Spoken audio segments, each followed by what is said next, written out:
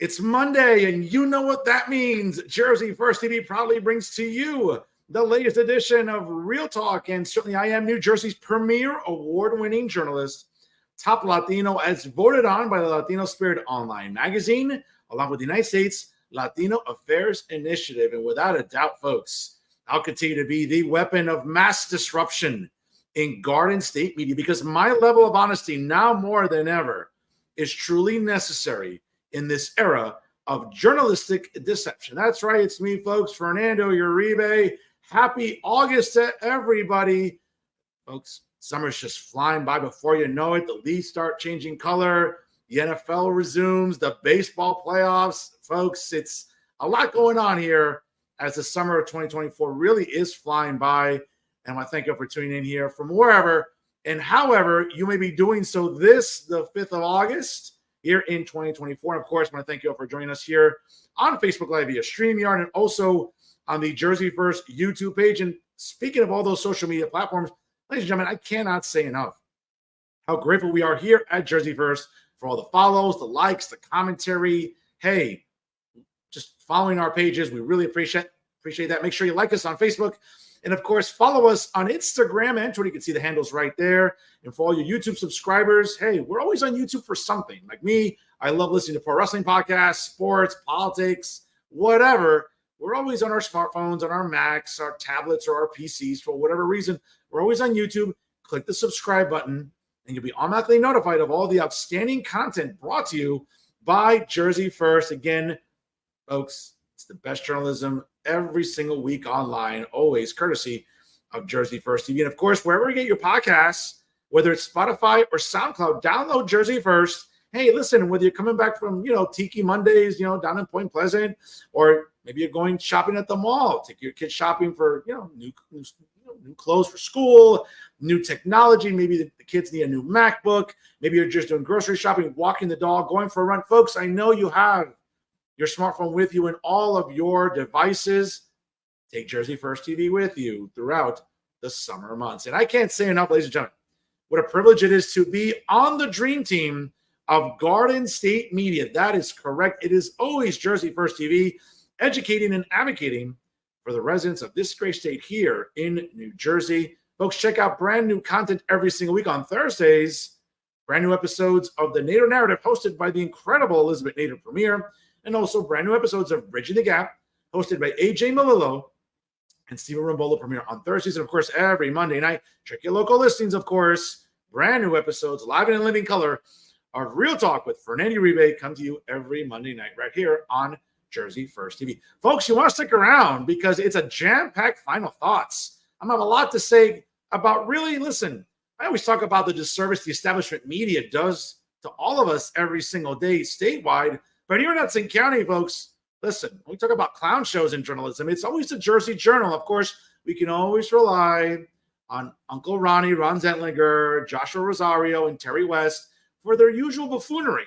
So I'm going to sort of dissect that a little bit later during Final Thoughts. You want to stick around for that. And of course, speaking about clowns in journalism, folks, hey, listen, always leading the way lately is Leonard Flapowski. Of course, we'll talk a little bit more about that. And maybe a little bit of trouble that he got the Township of North Bergen in, certainly with the Hudson County Council, maybe raising some question marks about why he was at a event in the Township of North Bergen.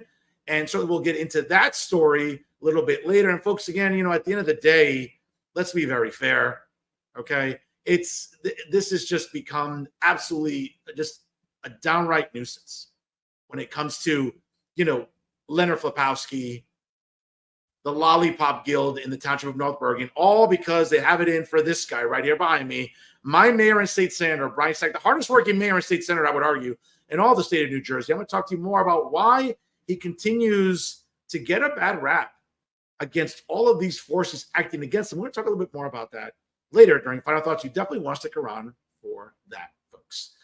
And, it's election season, ladies and gentlemen. I always talk about interviewing candidates. And of course, the reason that this show does so well, as you can see behind me, folks, I could not be any happier today as we start up the month of August and seeing the great traffic for the month of July. All organic, folks, on Facebook, Twitter, LinkedIn, YouTube, Instagram, you name it. Over 81,000 views for the month of July. And yes, folks, listen, you got these Mickey Mouse journalists in New Jersey with their Mickey Mouse shows and columns and their Mickey Mouse traffic. Listen, there's real traffic here on Real Talk. We're not the same. So we're going to talk a little bit more about that a little bit later. And certainly I want to thank all of you for making that number behind me possible throughout 2024. Speaking about 2024, folks, it is an election season. And let me tell you something, there are people with opinions about everything going on in New Jersey politics, whether at the presidential election level, obviously a Senate race up for grabs here in New Jersey as well as nationwide. But all 12 congressional districts are up for grabs this November. And a very interesting race nearby by me in Bergen County, the 5th congressional district has got a plethora of candidates. Obviously, the incumbent, along with other challengers that the incumbent Josh Gottheimer will have coming up in November. One of his opponents joins me live here tonight, folks. He is running on behalf of the Green Party in the 5th congressional district. Ladies and gentlemen, please welcome tonight's guest, Beau Forte. Joins us live here on Real Talk. Beau, how are you? How you doing, Fernando? It's great, man. Great to have you on here. And folks, if you're not familiar with Beau Forte, the Green Party candidate running in the 5th congressional district, again, check out his website, Beau for Congress NJ. That's BEAU for, spelled out FOR, CongressNJ.com. If you're looking to donate, whether it be any of your disposable income or your time for the campaign, again, check him out, Beau for CongressNJ.com. I want to give you a plug there, Beau. Welcome, bro. How are you? Thank you. Thank you for having me, Fernando. Really appreciate this. No, not a problem at all. Again, listen, I'm someone that likes to talk to candidates, elected officials, journalists, activists, you name it, on the left, on the right, in the middle. Listen, there's no fear on this program. I like to have conversations and keep it civil and keep it cordial because, again, we're not going to learn anything if we're screaming at each other, right, man? No, we won't. That's absolutely true. No, absolutely. So let's dive right into the issues here. And, well, I mean, again, we talked off the air a little bit, Beau. I know that for some time you were a registered Democrat.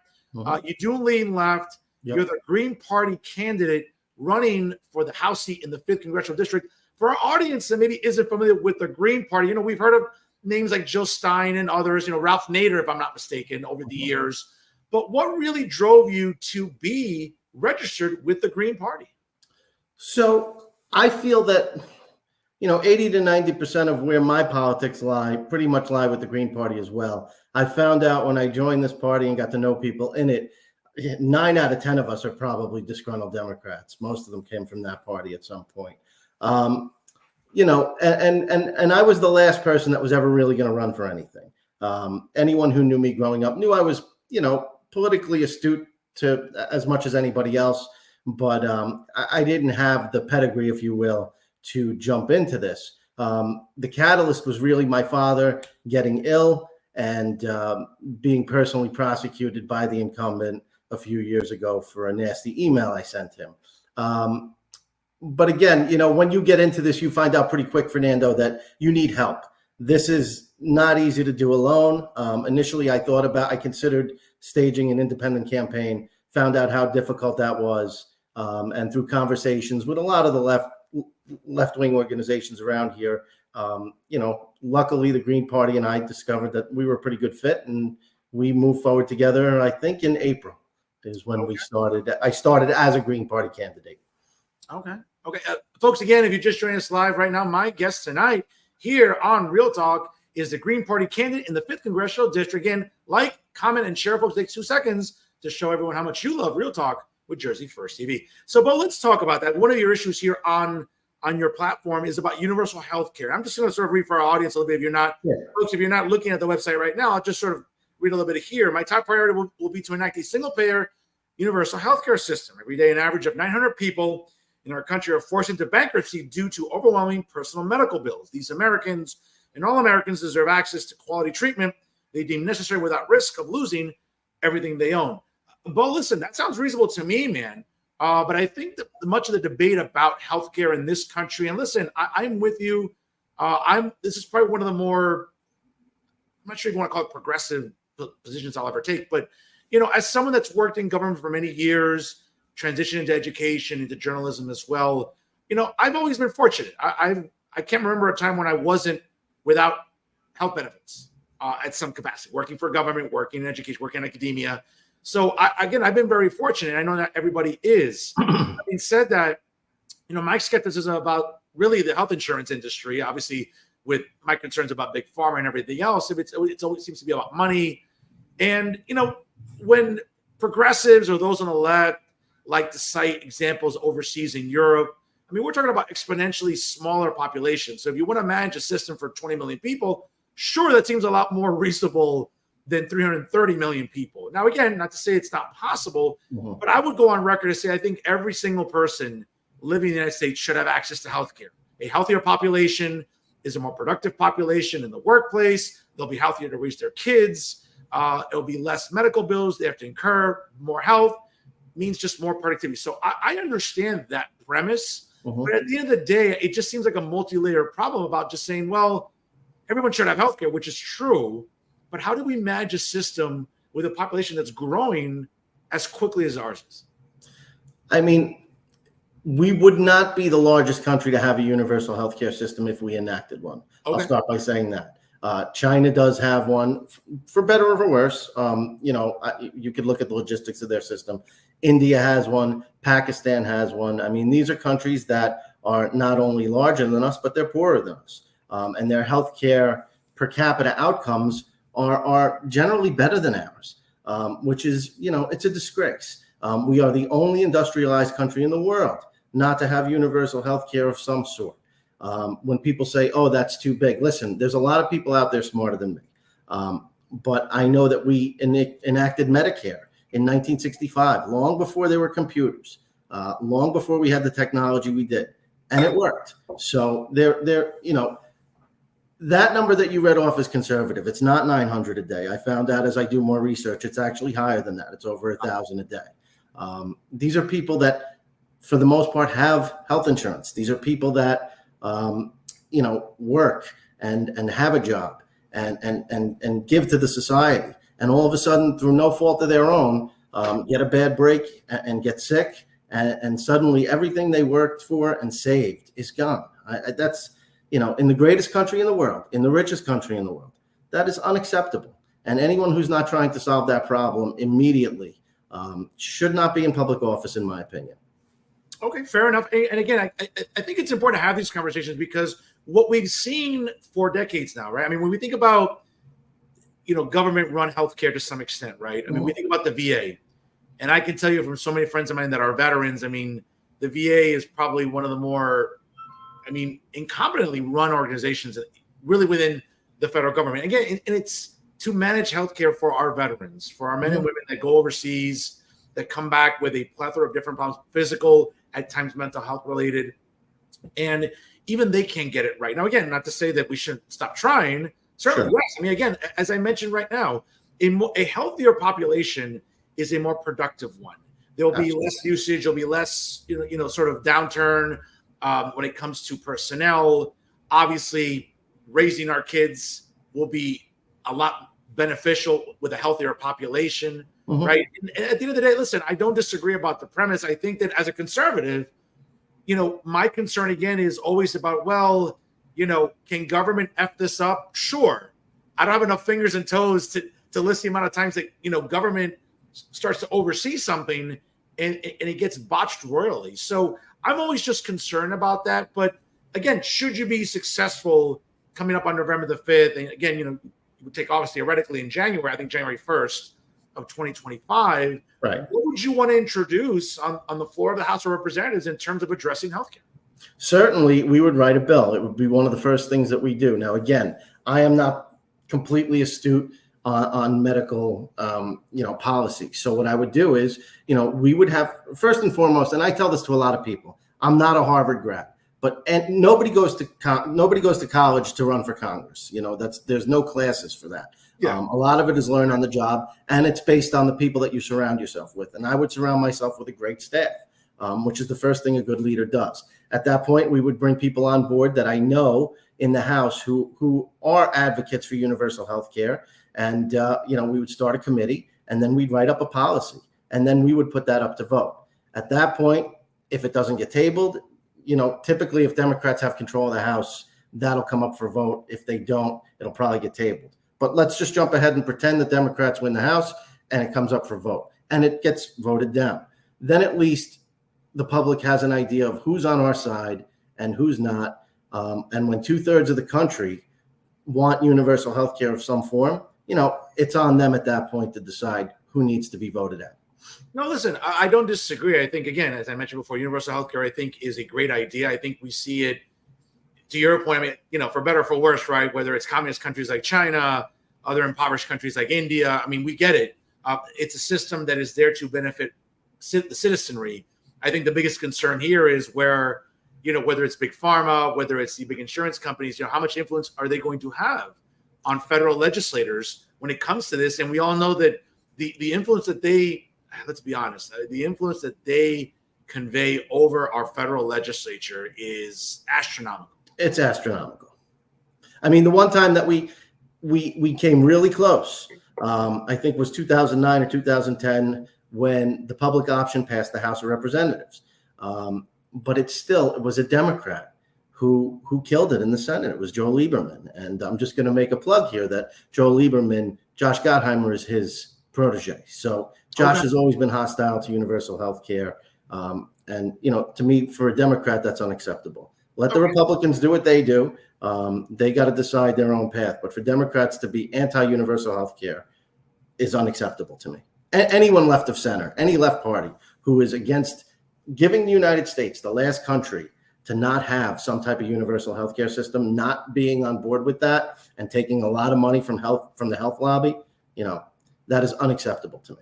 No, fair point, bro. Fair point. Folks, if you're just joining us live right now, here again, like, comment, and share. Click that button right there and let everybody know how much you enjoy Real Talk here with my guest tonight here, Green Party candidate in the 5th Congressional District, Beau Forte, join us here on Real Talk. But before we get back to your platform and website, let's talk about the 5th Congressional District. You mentioned the incumbent's name, Josh Gottheimer, seems to be a rising star in the Democrat Party. In New Jersey, obviously, there are some rumors about Representative Gottheimer possibly running for governor in 2025. Oh God! Considering the sort of the field of candidates in the Democrat Party, they seem to be running much more far left of the current representative in the 5th Congressional District. But before we even get the gubernatorial possibilities there's always that possibility out there. Let's talk about in 2024, the 5th Congressional District. What concerns you right now about what residents may or may not be getting in terms of representation? What concerns me is that we have never had a real town hall since Josh was originally elected in 2016. I think it was just the other day or last week. It was recently he had what he called his 98th telephone town hall. These are town hall meetings that happen in the middle of the day when most people are working. I know for a fact that they screen the questions. This is a guy who wins this district maybe 55% of the vote, 53% of the vote. And when you go on these telephone town halls, the only questions he takes are layups and people praising him. Now, in a district that you win with about, slightly over 50% of the vote, there is no way that there's not a call that should come in that challenges you. We need more transparency in this district. Josh collects 99.12% of his campaign donations from large PACs, large donors, and people outside the district. So that is unacceptable. And I know I keep using the word unacceptable, but most things about our current incumbent are unacceptable. And his accountability to the constituents is a big one. I'd like to see him out there doing town halls, taking real questions, being challenged, and seeing what he could do on the fly. I have very little doubt that Josh will not allow me on the debate stage, and for a multitude of reasons, because he's going to get challenged by me or any third-party candidate in ways that a Republican will not challenge him. And it's, let's see what happens. All right, fair enough. Now, again, should you be successful coming up on November the 5th and you take office in January, we already talked about, obviously, one bill you would look to introduce on the floor of the House of Representatives. What else would you want to examine, let's say, the first 100 days of U.S. Representative Beau Forte in Washington? I mean, is it infrastructure, constituent services? What other areas do you feel maybe that you could do a better job than everybody else in this race?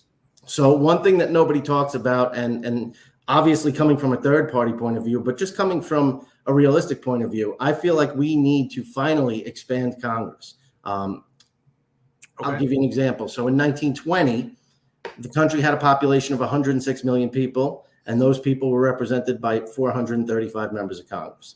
Today, we have about 330 million people, and those 330 million people are represented by 435 members of Congress. If we can expand that to the way the population grew, and prior to 1920, the congressional membership was growing along with the population. It just somehow seemed to stop in 1920. If we can grow that back to where it should be, you would do so many great things for this country. First and foremost, it would make it very difficult for the two parties to gerrymander districts, because the districts would be so small, you'd really have to get in there with a microscope to kind of cut the districts out. Another thing it would do is it would make lobby money, a lot harder. It would make it a lot harder for lobbyists to buy votes, because there'd be too many votes to buy. Once you have about 1,200 members of Congress, you don't just have to buy 220 votes anymore. Now you have to buy, 500 votes or 600 votes to be safe. That's not going to happen. Another thing it's going to do, just by way of giving people more representation, it's going to put a lot more trust back in our government, a lot more faith.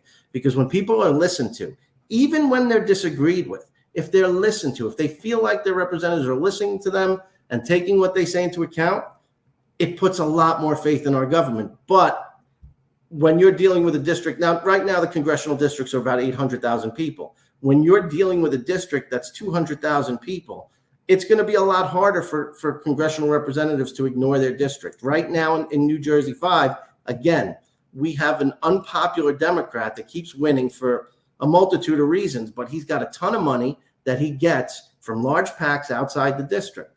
That wouldn't happen. That would pretty much put that to bed the next day if we doubled the size of Congress to start, and we should do that by 2030, and then maybe double it again in 2040, and then we'd have caught up to where we should be from 100 years ago. Well, just looking here, at the map itself, this is, I would argue, one of the larger districts in New Jersey. We're looking at 47 municipalities in Bergen County. A lot of these names here, Allendale, Closter, Dumont, Glen Rock, a lot of affluent neighborhoods, to say the least. Very nice towns. Haworth, Hillsdale, Midland Park, Oradell, Paramus, Park Ridge, Ramsey, Teaneck. Listen, a little diversity there along socioeconomic lines. Teaneck isn't Closter or Dumont, for example. Passaic County, we look at Bloomingdale, Ringwood, Wanacue, and West Milford. And then in Sussex County. A lot of towns. Yeah, it's a lot of towns. Having said that, because again, I know it's on your campaign site. Folks, again, if you're interested in learning more about our guest tonight, again, Beau Forte, the Green Party candidate in the 5th Congressional District coming up in November, you can go to Beau for Congress NJ. That's BEAUFOR CongressNJ.com. Now, Beau, listen, you mentioned about really the expansion of Congress, expansion of the House, and on face value, listen, it sounds like a good idea. We talked a little bit off the air about it. Mm-hmm. But one of the reasons population is really, really growing, and I think, as a conservative, one of the things that concerns me, obviously, is immigration. And really the influx of illegal immigration has exploded in the sense of our population. We're talking about maybe the numbers thrown out there, 11, 12 illegals are out there. That's probably small. It's probably a larger number. Mm-hmm. My biggest concern about that position, though, Beau, with all due respect, I think, is the fact that, and listen, every state's different. Mm-hmm. And I know that there's always concerns about New Jersey. New Jersey, the emperor, Phil Murphy, obviously, upon running, declared New Jersey a sanctuary state, preventing law enforcement from working with ICE.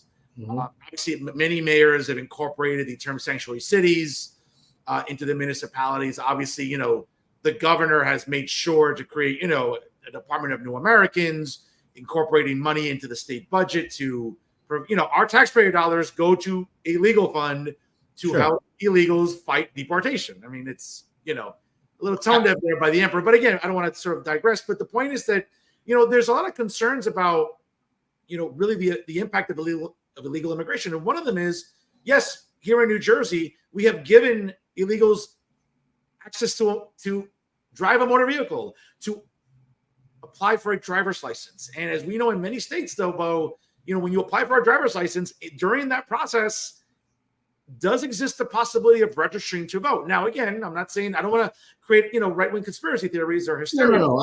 And listen, but there is a general concern that, if there was an overall mechanism among 50 states to really monitor this, I wouldn't be as worried. But there isn't. And I think that there's a legitimate concern of like, well, okay, if we're registering people to vote and a lot of them are illegal here and they're going to have a right to vote, yes, the population's growing. I mean, I think that's the biggest concern about, the electoral votes in a state, population, and this. I mean, case in point, when the census comes around every 10 years, I mean, a recent court decision made it very clear. You can't ask someone if they're here legally or if they're a citizen. Like, those questions are forbidden. So, right, and it's the census really when you think about population. Well, and that's a separate thing. Let me get into what you're saying. And first, and I know we're going to talk about, right and left catchphrases, and sure. I don't want to go in a gotcha thing, but I would call these people undocumented. I'm not comfortable with the term illegal, and it's not a liberal thing. I just, these are people, poor people in most cases, who the vast majority of them are just looking to make the lives better for themselves and their families. So I know what they're doing is probably against the law by coming here and not being documented, but I prefer the term undocumented workers. Okay. Anyway, let me get into why I think that that's not really a big drawback. The 330 million Americans these are documented. These are citizens of the country. I don't know how many undocumented workers added to the pot makes the country. Is it 350? Is it 360? I don't know. Now, let's not say that, it's a myth that these people don't pay any taxes at all. They certainly pay sales tax. It is a boost to the economy in that way. And to an extent, you do have to count them in a district because they do use the public services. I mean, they're driving on the roads, they're using public transportation. They're paying for that. So, I mean, right. There has to be some type of count to having them here. And let's be honest too. If we rounded up every undocumented worker tomorrow and sent them packing, our economy would take a major, major hit. We never talk about, how necessary a lot of these undocumented workers are to the economy. So, I don't know why we have such a problem when people are here for a while and doing the right thing and paying their bills. Why it's not easier for them to get a path to citizenship. I have a very good friend right now. That's fair. Who met a woman down in Costa Rica, and they started dating and they got married and she got pregnant, and it's been a year now. He can't go there. She can't come here. I mean, if this is a country that really likes to profess family values, I mean, they're keeping a family apart. And for a period of time, he was, begging Josh, and now since they redistrict a little, his congressman is Bill Pascrell, and he doesn't get any return calls for his problems. So there's a lot of problems with our immigration system. The one thing I do want to say though is I am very upset and kind of tired of hearing them, the undocumented workers be blamed. I mean, you're blaming poor people for being poor. Let's start talking about the people who entice them to come and then employ them when they get here.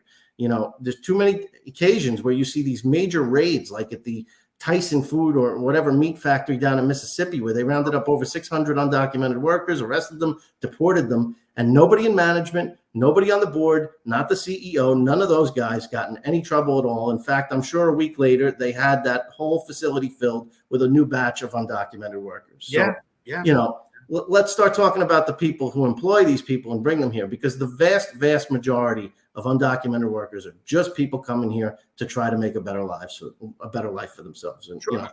That's my opinion. No, but what's interesting, again, because I follow this issue closely. I mean, I've interviewed individuals from like left-leaning organizations, such as like the New Jersey Alliance for Immigrant Justice. I mean, this is a very far left organization. They're an organization that pushed heavily for these people to get driver's licenses. And for people like myself that are always concerned about, again, New Jersey has the highest premiums in the country. And, let's be fair. If we're talking about this population, which in some instances, to your point, are working poor or outright poor, right? When it comes to, let's say, once that law passed, I think it was like 2018 or 2019 in New Jersey, in Trenton, in the legislature. I mean, certainly, yes, now the process began to, okay, you have to register your vehicle. Obviously, in many cases, it's not a new vehicle. It's probably a used vehicle. Of course. What can you afford when it comes to health insurance? I'm sorry, car insurance. What can you afford? Maybe your deductible is really low. And listen, let's be honest. I mean, there are some predatory insurance companies out there, like New Jersey Cure. If you have a pulse and you're breathing, they'll give you coverage. I'm not even being facetious here. No, so, I know. I believe me. For a lot of these poor people that, obviously now have access to a driver's license, right? Because again, the left-leaning legislature in Trenton felt, okay, let's do this. Well, again, and when I had these organizations on my show, I'm like, just for the sake of argument, I live in Hudson County, the most densely populated county in the state, if not the country. And there are motor vehicle accidents all the time. I can tell you a plethora of examples where we had drivers get hit by one of these individuals, right? And when it comes to not significant damage, but when it came time to take a police report or to go through insurance companies, it's a lot different when you have Geico as opposed to NJ Cure. Your vehicle suffers a lot of damage. The driver who's at fault, again, who is here illegally, right? I mean, again, just to sort of use my language, and has car insurance and is registered, but guess what? That deductible, it's going to be able to pay for the damage. The driver who was affected, obviously, their premiums go up. And what I say to these organizations all the time is like, is this all worth it? Because do you really want to cater this much to where now the quality of life is being affected? I mean, again, to your point about population booms, I work in education, and I know hundreds of teachers in this state. We're seeing overcrowding in our public schools, man. We're seeing teachers being suffocated with not just 25 kids, 35, 40. That's an impossible environment to teach in. So, when conservatives like me scream to the heavens about, listen, we have to close the border. We need a more intensive immigration border system. We're not seeing that right now under, let's say, who's in Washington at the White House and in some within the House and Senate. So, again, for someone like yourself, a Green Party candidate, when you hear these talking points, though, Beau, I mean, again, where am I wrong in terms of, what my concerns are as a regular, let's say, everyday New Jersey? Well, I think you have some righteous concerns. But again, in this case that you're talking about, and this is not my issue. So, I mean, I'm just kind of shooting it with you back and forth. But it sounds to me like, if there's an organization like NJ Cure that can underinsure people, that sounds like a problem from the legislative perspective. It sounds like we're not writing proper laws to ensure that because I'm sure NJ Cure still is worth millions and millions of dollars. How are we letting them get away with underinsuring poor people or undocumented workers or people that can't afford the policy in the first place? So predatory lending is, in the end, an effect of poor legislating and probably illegal legislating, where certain legislators are getting paid to look the other way and pass a bill that NJ Cure writes, for the most part, and they pass that for them. So now they're not on the hook. The working class person that gets hit is on the hook, So let's put the blame where it belongs in a lot of these cases. Again, with undocumented workers coming here, nobody would be coming here looking for jobs and a better life if there were no jobs to be had. So someone's employing them. Someone's putting the word out that if you come here, there's work to be had. I mean, let's point the finger at the right place sometimes. Listen, I'm with you. I want some accountability for these companies, because what they're doing is they're sort of just skidding by without any real accountability, whether it's a fine, whether maybe some prison time for some of these CEOs, or again, there seems to be no punitive punishment, to your point about these corporations that, whether you mentioned again, Tyson Packing Company in Mississippi or Alabama or wherever. And yes, they can go and shuttle in 500 new workers, and guess what? They don't care. To them, it's an assembly line of workers. I understand. To them, profit is what not even human. It's I'm with you completely. But again, I think, but the core issue, I think also too, again, we go back to, again, these left-leaning organizations, not just in New Jersey, but nationally, though, Beau, that are very much, again, I can understand advocating for people that are here illegally and for poor people. I get all that. But the problem is that these are people that are really trying to influence legislators, whether it be Trenton or Washington, so much so that, hey, well, people are here, maybe they should vote. I mean, we're seeing sort of concerted efforts around the country of, well, listen, even if you're not a citizen, yeah, fine, let's pass legislation to vote in municipal races. See, to me, it's like once you start, that window starts cracking a little bit, you can't give an inch. And because then the problem is, well, what's the right thing to do? Should we lower the voting age? Should we only allow people here illegally to vote in municipal races or maybe county races? I mean, Beau, again, I place significant value on citizenship. And listen, I'm not gonna disagree with you, but maybe we look at it from another direction. Maybe we ask ourselves, how long has the person been here? What have they done while they've been here? Maybe we need to put them in the front of the line to citizenship and give them the vote because they've contributed to their society for years and years, paying a landlord rent, keeping quiet, doing the right thing, so on and so forth. So, I mean, there's a lot of ways we can attack this. And I think that in the end, Fernando, I think if we sat down and had a beer about this over a couple hours, I think we'd come to a pretty close reckoning on this. Because in the end, we're just trying to make our communities better, safer, and I do believe in letting people, bringing them into the process who have been here for a period of time and done the right thing. How could you be against that? That's fair enough. Folks, it's 6:35 here Eastern time on Real Talk. My guest tonight is the Green Party candidate in the 5th Congressional District. Beau Forte joins us here live on Real Talk. Beau, let's get back to your platform here. I'm looking at the website here, and I think it's sort of an issue that incorporates a lot of what the incumbent seems to be doing right on cable news, and even myself. And it's about ceasefire. I'm the only journalist on record in New Jersey media that has been open about what's been going on our college campuses, about the rise in anti-Semitism that's been blatant across the river in New York, at Columbia, at NYU, at Hunter, at Barnard, my alma mater, Rutgers University, I think, in my opinion, did a piss poor job of allowing these kids, children, in some cases, adolescents with degrees, aka faculty members, have their way on college campus. Now, fortunately, again, for my alma mater, it was peaceful. There was no destruction of school property, thankfully, in New Brunswick and in Newark. That wasn't the case across the river. We saw it. I went to the steps of Columbia University. I was live. And I'll be very, very honest. I was the one filming live and saying, oh, my God, look at all these jihadists here. And some of the vitriol that's coming out of their mouth.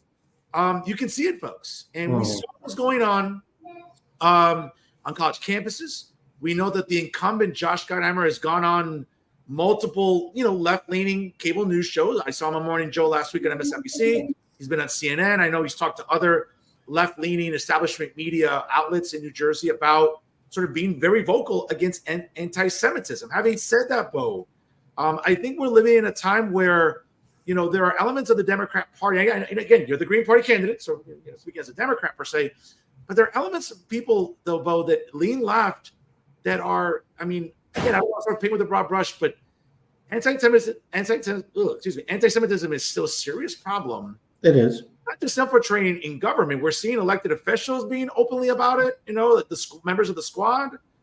We saw last week what happened near the Capitol building. Everyone goes crazy about the Capitol and what happened at the Capitol. But last week, people were desecrating monuments and no one went to jail last week.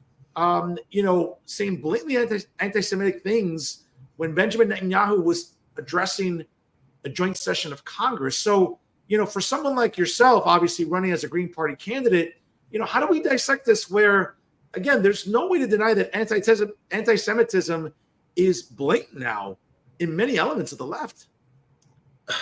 Okay, so we're going to have to agree to disagree to an extent. Sure, because anti-Semitism, I think, now anti-Zionism, and if you're going to mix the two and make anti-Zionism the same as anti-Semitism, I get it.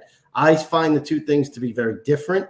And it's a point that I made at the TNEC meeting a couple of weeks ago. So I went to a protest in TNEC. They asked me to go, and I went. And I'm still kind of shaping my opinion on this issue. But I'll let you finish. But who hosted the event in TNEC? You know what? I don't even know who organized it. And originally, it was a gentleman named Richard Siegel. He was on the ballot actually under the Ceasefire and Justice Party label. And then he canceled it, and some things happened. I don't really know what happened. It was about a land sale. There was a real estate company selling land that they were, taking back in Gaza. And, Richard had organized some type of a protest, which I agreed to go to. And then the police called him and told him, listen, it's not going to happen. So can you call it off? I believe he did.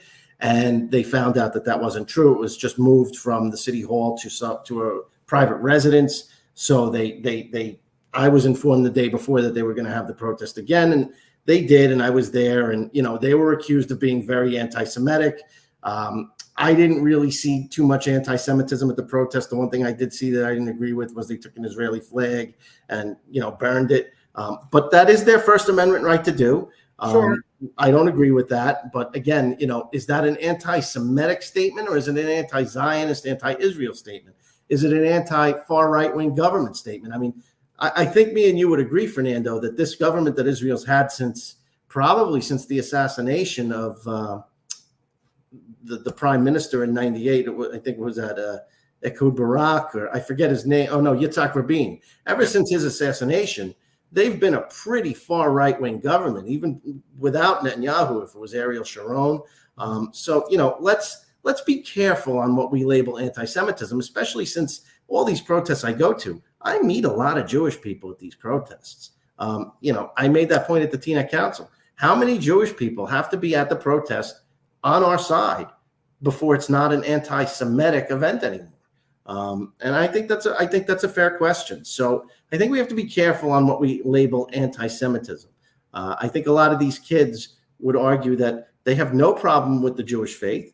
They have problems with Zionists and Zionism and the idea that, a faith holds sway over an area of land. And I think it's a fair question. I think it's something that the United States discussed during our founding.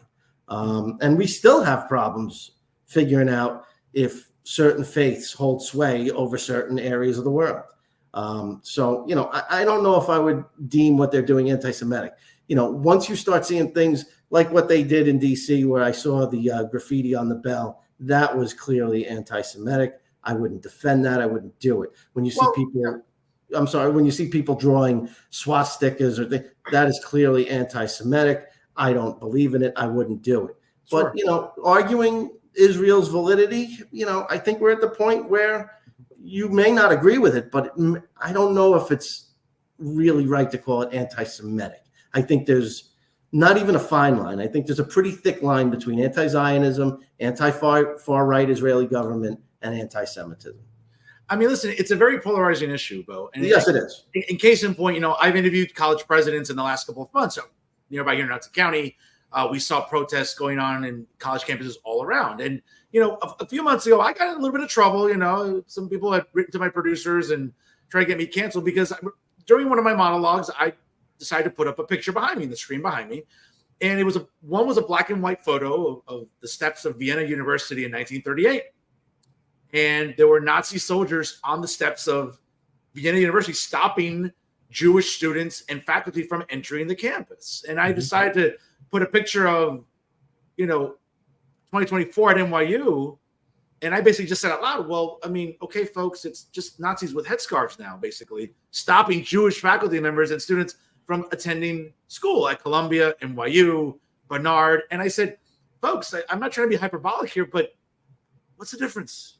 Well, I think that's how it starts. And I got a little bit of pushback, like, well, Fernando, and I remember there were a lot of Jewish faculty members that I know from schools that teach near me that are friends of mine, some friends from grad school. And some of them were like, Fern, thank you, because I don't know too many people that would be as brave as you to say it that way, because, again, some elected officials aren't going to be as bold as I. Again, I'm not trying to win a prize here. Right. But the point is that I think what we've seen, though, across the river in New York City, at universities there, as far west as California and everywhere in between this great country, I mean, we've seen some vile things on college campuses. And again, listen, I was 18 once. I was 19 years old once. I was very impressionable. There's a good chance a lot of these kids couldn't find Gaza on a map if you asked them to. But the point is that, it's a really polarizing issue. And I think, when we talk about, again, as you mentioned on your platform about a ceasefire now, I don't know how easy is that in the sense of a policy prescription when there are members in the House of Representatives, not some, maybe more in the House than Senate, that, I mean, let's be honest, they're blatant anti-Semites, whether it's the Squad or others. And I don't agree with that at all. I do not think the squad members are blatant anti-Semites. Okay. Again, and I will say this, and I like you, Fernando. I appreciate having me on my show. But I think when you say that, when you're comparing the people in headscarves at Columbia to the Nazis in '38 blocking the school, I think that's the inflammatory comments that are not good for the environment right now that we're in. You know, you got to remember something, and the right doesn't really like to talk about this, but when the Nazis emerged and started gaining power, their biggest enemies were certainly the communists. It was the left. You know, the Nazism is a very far right way of running a government. It's a very far right way of thinking. That's right. So, you know, when I hear people on the right refer to people as, you know, Nazi communists, or, you know, socialism is fascism, you know, they're not very well educated in what they're saying. But do I think that we need to have more of a dialogue between the two sides? Absolutely. Okay. Fair. But what doesn't help that is when we call one side Nazis, one side this, one side that. Now, I do think that there are some far right people on the side of Israel that you know, need to be discussed. I mean, again, I don't see a lot of Palestinians on that side, but I do see a lot of Jewish people on our side. Common sense tells me that it's got to make you think, you know, if they had justice and righteousness on their side, wouldn't a few Palestinians be with them? Because there aren't any that I've ever seen on that side, but I've met plenty of Jewish people who agree with us. All right, fair enough. Let me ask you this, because again, the incumbent, Josh Gottheimer, again, he's been very vocal, cable news outlets. He's been very vocal with some op-eds, obviously, here in the establishment media. Again, as a member of the House of Representatives, as someone of a Jewish faith, that's been very, very loud about this matter since October 7th. Even before that, certainly, but since October 7th, this has become a truly polarizing issue. Have you tried reaching out to the incumbent about this? What content from him concerns you about, let's say, this issue? Because again, as someone who is Jewish and someone who's been very vocal against anti-Semitism, and who's been perceived by some, let's say, in cable mainstream news as maybe not pro-Palestinian, someone that's been very, very pro-Israel, again, there's a lot of optics out there. What's been your perception about how Representative Gottheimer has handled himself during this entire discourse? Terribly. You know, between his hostility to free speech, you saw him try to bully a group of kids from Teaneck High School who tried to organize a protest calling them anti-Semites. I mean, you know, when you call people anti-Semitic, it can have a lasting impact on their lives. I mean, it's one thing if it's justified, but I don't want to beat a dead horse here, Fernando, but being against the far-right Israeli regime doesn't make you an anti-Semite. Being pro-Palestinian, as 40,000 of them have been murdered now, doesn't make you an anti-Semite, in my opinion. Josh Gottheimer doesn't, you know, in all his posts, in all his speeches, and everything he does, I have never seen him express any outrage, even empathy for the Palestinian people. And, you know, this is an organization, this is a group of people that, according to good organizations, trustworthy organizations like Amnesty International, who have declared that they live under an apartheid system. You know, it baffles me that we can have representatives that take millions of dollars from a certain lobby to inflict this just pain and horror on a group of people to ensure your own country's survival. I mean, I don't think regular Jewish people because, you know, there's plenty of Jewish people who support Israel, but, you know, they're not in it day in and day out. They're not reading about it day in and day out.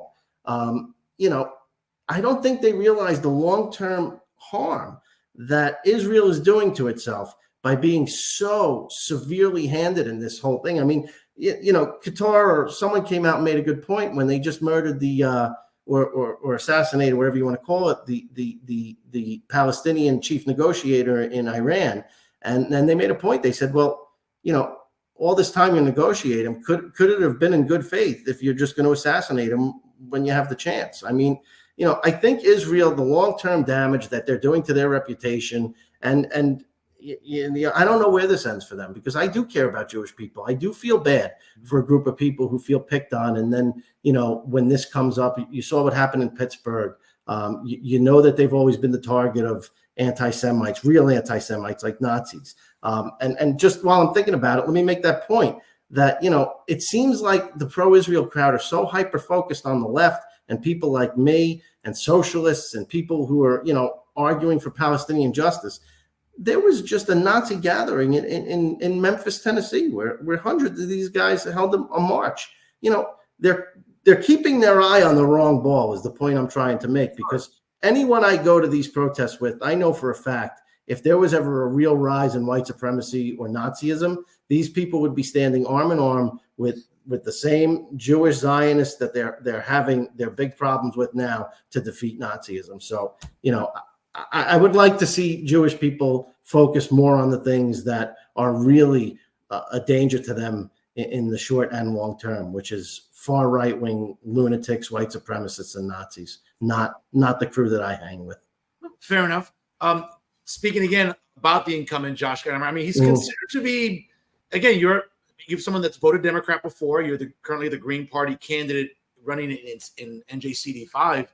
But a lot of people I talk to, though, Beau, again, people that, whether it be legislators, operatives, I talk to a lot of different people, PR people, they look at the incumbent as someone who's pretty moderate within the Democrat Party, not as far left as, let's say, Chuck Schumer, or someone in the House of Representatives, right? Like AOC, the rest of the squad, who are, in my opinion, as a conservative, very, very far left. Looking at people like Adam Schiff, again, who's currently a member of the House, running for the U.S. Senate in California. Having said that, though, when we look at Josh Gottheimer in New Jersey, I mean, there are some very far left members of the House of Representatives. Obviously, we have Frank Pallone, Bill Pascrell, Coleman. Obviously, again, as a conservative, this is all right. But let's remember, I mean, Fernando, to be fair, in any other country, these Democrats would be considered center left. We don't really have a strong left-wing party in this country, and we haven't in a long, long time. And I think you're seeing the effects of that. Unions are getting weaker and weaker. We used to have a robust left. I mean, you used to have guys like Paul Wellstone in the Senate. I mean, listen, there are still listen, somehow, I don't know why people of Vermont keep reelecting Bernie Sanders, but the point is that Bernie's still there. Bernie's still there, right? Yeah. And we still have far left people, Dick Durbin out in Illinois. Again, as I mentioned before, Chuck Schumer, certainly Tim Kaine, former vice presidential candidate in 2016. There's still far left people out there in the Democrat Party. Now, the perception statewide in New Jersey is, hey, and again, not to sort of, hypothesize here, but again, there's chatter about Representative Gottheimer running for governor possibly next year. It's sort of a very wide open field for the Democrat Party. We have some really progressive people, far left people running right now. The mayor of Newark, Ross Baraka, the mayor of Jersey City nearby me, Stephen Fulop, former Senate President Steve Sweeney. That list may grow. But the bottom line is, there's an optic, and I've said this all along. I've been one of the few journalists saying this openly. Josh Gottheimer is in a really good position should he decide to run for governor, because, again, he can sort of run in the middle, which that's how he's perceived to be, when all these progressives are sort of hopping over each other to see who can be more woke and, who prioritizes pronouns over property taxes and all the other stuff, right, that conservatives like I go crazy about. And the optic is Josh can just run in the middle because he's perceived to be moderate and can win that primary next June. Now, again, before we even get to that, the reason I bring that up as an example, though, Beau, is because there seems to be an optic out there within some of the Democrat Party in New Jersey that Josh just isn't far left, that he's not, again, a Frank Pallone, a Bill Pascrell, that he seems to be more of a guy in the middle, like nearby here in CD8, Rob Menendez, who's, maybe center left, not far left, but he's center left. So how do we counter that optic that maybe, again, he's a Democrat, but he's not as far left as, let's say, others within the House of Representatives in New Jersey, Beau? I would argue that he's not left at all. I think of everybody on the ballot here in CD5, I'm the only one who's left of center at all. And I'm a little more than left of center, but I mean, Josh is a right-wing Democrat. The only positions that Josh is, I would say, even liberal on are, LGBTQ rights. He's pretty good there. But, it took him a long time to come around. I mean, this was a Clinton guy, a Joe Lieberman guy. It's not like Josh did that on his own. He knew where he had to be to win the district. So, I don't trust Josh a lot on abortion rights, which I still can't believe how many people on the right, they're shooting themselves in the foot on that. That's a personal liberty. Stay out of my bedroom, stay out of my medical care with my doctor. I don't understand why Republicans really are staking their claim to the abortion thing. It's really killing them. But okay, especially in this district. Outside of that, Josh is firmly in the pockets of the health insurance lobby, the Israel lobby. He really fights harder for people with a lot of money than he does working people. And I'll give you an example. This tax that failed in New York City, the congestion tax. Yeah. Now, I think New York was going to add $20. If you drove down in Lower Manhattan, you're going to have to pay a $20 tax between the hours of 8 a.m. and 6 p.m. Yeah, I think below 6 something. Yeah, something. It was down, if you went down in the financial district, Lower Manhattan, wherever it was. But the point is, there is not a working class person who's driving to New York City daily to go to work. Because in order to do that, you're already getting killed by the bridge toll, which I think is like $25 now. Yes, high 20s, yes. Yeah, so I mean, if you can afford to do that every day, you are not making 70, 80 grand a year to go to New York. That bill and him squashing that and paying all that attention to that was him making sure that the people in Upper Saddle River and Alpine and all his big money donors could still bring their Beamers into work every day and didn't have to ride the rails or the buses with everybody else and could go to work and not have to pay an extra $20 a day. If Josh was really someone who was fighting for the working class, as he fought and killed that bill, New Jersey Transit had what, a 15% fare hike? Why wouldn't he fight so hard for that? That's where the majority of people, working people, are going and using, they're commuting if they're not driving. They're using New Jersey Transit trains. They're using New Jersey Transit buses. And I mean, in fairness, I'll let you finish. I'm sorry. But in fairness, though, I mean, when we talk about the ineptitude of New Jersey Transit, I mean, that's also a statewide issue, right? Because it borders around Trenton. I mean, never mind the incompetence of the emperor and the Senate president and the Assembly speaker. But really, I mean, we saw what happened. We saw that they don't want to take New Jersey Transit seriously. They don't want to take them into account. I can't recall there ever being an audit of New Jersey. There's so much waste in New Jersey Transit. And case in point, I live in Hudson County. There's a light rail stop 2 blocks from my house where I live. And again, it's been around going on 25 years now. There's no Hudson-Bergen light rail. There's no Bergen County in the light rail. So to me, it's like, wait a minute, what's going on in Trenton? That's very different than what's going on in Washington, right? I mean, in the sense of holding New Jersey Transit accountable. I don't know if that's a federal issue. I think maybe it's more a state issue, but I'll let you finish. I'm sorry. But he's going all over the MTA. So I would argue that he really doesn't have a part to play in either one of those, whether it be the MTA or New Jersey Transit. But if he's going to fight for one, what do you think more of his constituents use on a daily basis? Do you think more of them drive into New York City for work? Or do you think more of them are using New Jersey Transit? So my point is, if you're going to fight a fight that really isn't your fight anyway, whether it be what the MTA is charging or what New Jersey Transit is charging, I would argue that you should fight the fight that's going to help the majority of your district, which is the working people who use mass transit. Certainly not the wealthy people who can afford to drive into Lower Manhattan every day. So, using that excuse to, well, that's a state issue. Well, the MTA is a state issue that's not even our state.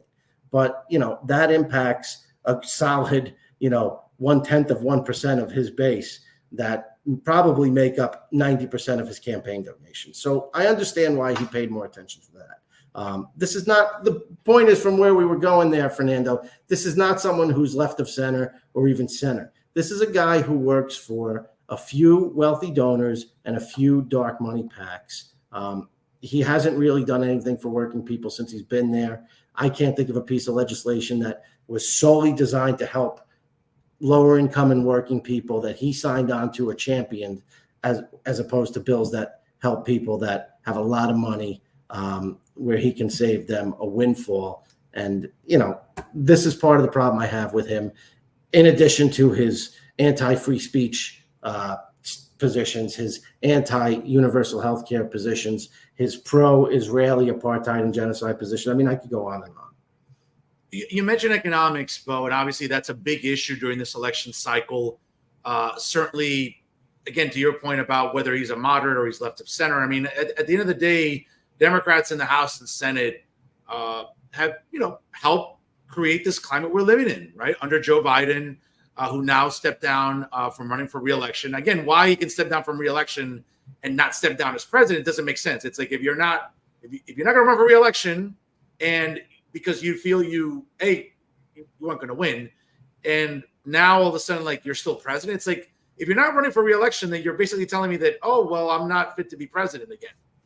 Listen, if that's the case, you're not fit to be president now. Then step down. You know what I'm saying? So to me, it's like, okay, we're living in a climate where, again, inflation is still really troublesome for Americans. But that is a global issue. That's not, that's another. We got to talk about that too. To be fair, sure. Interest rates are still suffocating New Jerseyans and Americans overall. Credit card debt is at all-time high. It's again back to interest rates. It's becoming very difficult for New Jerseyans to maybe back to predatory lending too. That's a predatory lending issue in a lot of ways. Sure, to buy their first homes. Again, I'm someone that I want to drill domestically. The idea of that we can produce oil here. Again, it's not just about petroleum in our cars and everything. Petroleum is used to make a plethora of household items we use every day. So it's not just about, and I don't want to sound bombastic about this, but like we can drill here domestically and not be as dependent on importing oil from countries that are hostile to us. So again, I'm not saying drill, baby, drill, but again, drilling domestically has its benefits. The idea, and I know that, on your side, you're, obviously a Green New Deal and green energy, but listen, again, sort of going back to a statewide issue, the emperor, when he ran in 2017, I'm never really mad at Phil Murphy because he didn't lie to us. Like everything he said he was going to do, he did.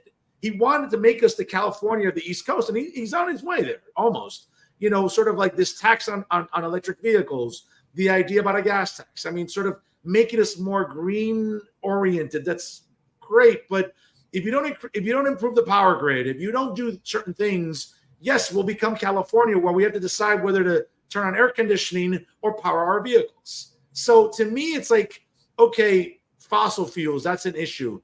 But again, we're living in a climate, Beau, that whether it's the incumbent or Democrats in Washington altogether, I mean, they're complicit along with Joe Biden and now Kamala Harris, who seems somehow that people are rewriting history about who Kamala Harris is and about a record that she has to run on this record because Democrats right now are in control of the White House. So it's not like, oh, let's blame conservatives.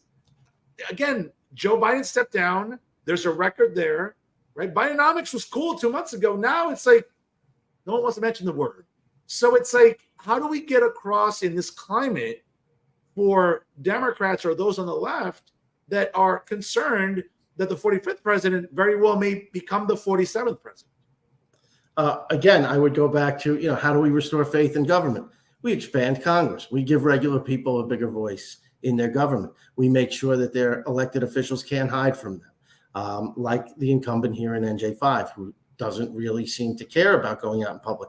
I know someone who the other day, when he went to a 4th of July parade, he was going around saying happy 4th to everyone. When the guy shook his hand, he said, hey, can you honestly tell me that in 3 years you'll be happy with Joe Biden having the nuclear codes? And all Josh said to him was, listen, happy 4th, and walked away.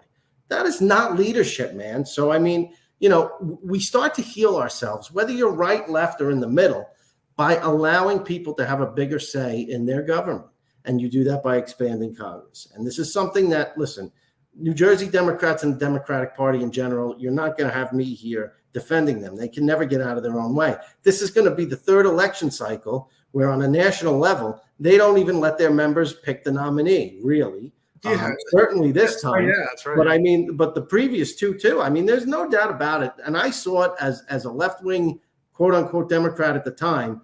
The majority of that party, and certainly the majority of people left of center, wanted Bernie Sanders as their nominee. And the Democratic Party did not allow that to happen. Now, to give the Republicans a little credit, when their party went off the rails with Donald Trump, there was not much the party could do about it, even though they tried a little, but they did not stifle that the way the Democrats did with Bernie and shove centrists, what I would call centrists. I know conservatives think that Hillary Clinton is some kind of crazy leftist. She's not, but we could talk about that another time. No, she's not. I mean, she's the fact is that, the Democrats basically, and this is why there is a strong, robust Green Party. I mean, we're doing something pretty historic in this state right now. We're called the Green 13. We have filled every congressional slot and the Senate slot, and we got the president. I don't think any other state has ever filled every slot in an election year with a Green Party candidate. So I'm pretty proud of New Jersey for doing that. Beau, speaking of the Green Party, what has been really the energy that you feel from the party at a state level where, listen, you mentioned it before, fundraising, buying social media ads, obviously, mobilizing a good ground game, having field offices. I mean, that costs money. What has been something you can share with us tonight about where the Green Party stands in New Jersey? And you just mentioned about their candidates being filled on the ballot. Obviously, every congressional district is going to have a candidate. There's a Senate candidate. Folks at home, you'll have to forgive me. I don't know who that person is. I'll depend on you to tell me who that is. Also, the presidential candidate. But the bottom line is, do you feel that there's energy within the Green Party in New Jersey where you're getting some support, whether it's financial or ground game? What can you share with us about where the Green Party stands right now in New Jersey? So we're getting a lot of support on the grassroots level. People are interested. We are certainly getting blacked out by the media, which is very disappointing. That's why I thanked you for having me on. Sure. We had a launch where 2 weeks ago or 3 weeks ago where we announced the Green 13. We had Jill Stein here to do it for us. She was at Kane University. I did see that. Yeah, I did see that. We didn't have one media member there, not one. And they could have had great access to a presidential candidate who actually made a lot of, she's a big story, especially from 16, her interference with Putin, all that nonsense. But I mean, Jill Stein is a legitimate candidate. If you could get one-on-one time with her from any media outlet, I would think that you'd take her up on that. Again, you have to forgive me because I didn't do that research, but is she the candidate now in 2024? She is. I mean, there was primaries and we had votes, but it looks like, she is the preemptive nominee. Okay. And not the way the Democrats do it. There were votes and who's the Senate? Again, you have to forgive me, folks at home. Who's the Senate candidate? Christina Khalil, great candidate. From Lodi, working class girl, came out of the foster care system, works 2 jobs, has a lot to say, really smart, really good Listen, candidate. if you can give me your info, I'd love to have her on the show. I mean, obviously, during the primary process, I interviewed a lot of the Republican candidates for Senate. Obviously, none of the Democrats wanted to speak with me per se, but I'm always interested, as you know, obviously, as evidence, I'm more than happy to speak with her and get her on the show. I bet Christina would love to do the show. So we'll talk about that when we're done. Sure. Okay, so but for the most part, the Green Party is really, again, in your race and others, I mean, they're invested. It's exciting. I mean, listen, fundraising is an issue, especially when we don't get the media attention, but we're taking donations. We're doing the best we can.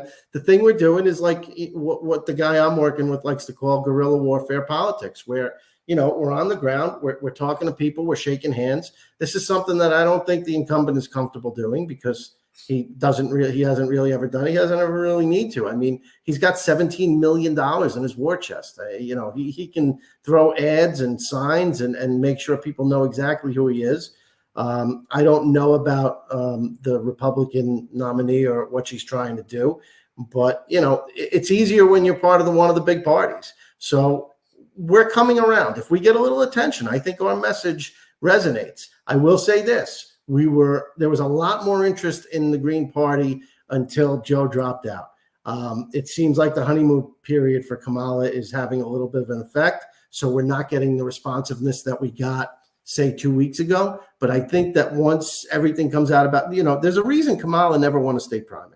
She's not a very strong candidate. She's awful. Yeah, so I think once that starts coming out, especially to people like me on the left, I think they're in a little trouble. But at the same time, no offense, Fernando, I think that your candidate's weak too. I mean, there's a reason he ran twice and didn't win the popular vote once. And it doesn't have much to do with election interference. Sure. And I think even if he wins this time, he would have run 3 times without winning the popular vote once. So, I mean, Well, I mean, listen, in my defense, I think, I'm someone who's a, constitutionalist. I taught U.S. history. I'm very much someone who really, drills into my students' heads the importance of the Bill of Rights and the entire document.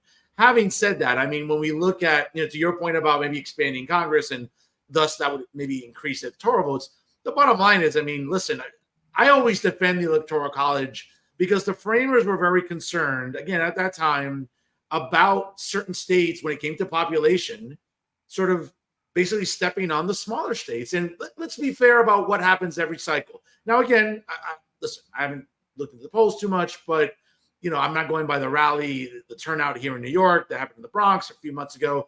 I was in Wildwood for that turnout. Listen, are the 14 electoral votes in New Jersey, up for grabs for the first time since 1988 with George H.W. Bush? I hope so. That'd be great. Are the 30-something electoral votes in New York up for grabs? I don't know. That'd be great. I don't know. I mean, we started doing the gubernatorial race. I mean, the Republicans. If Jersey or New York are in play, Trump is going to win big. Well, I mean, listen, I'd love to see that. But the point is that, for example, like the recent gubernatorial race, I mean, yes, the Republican candidate Lee Zeldin pretty much had a good chance. It was within 2 or 3 points. But what happens? It's like, it's not just Long Island and upstate. It's the really blue areas of the city and the boroughs. Having said that, I mean, when California has 53 electoral votes and that's been blue forever, and New York has 30, I mean, that's 80. I mean, that's a third of what you need to win.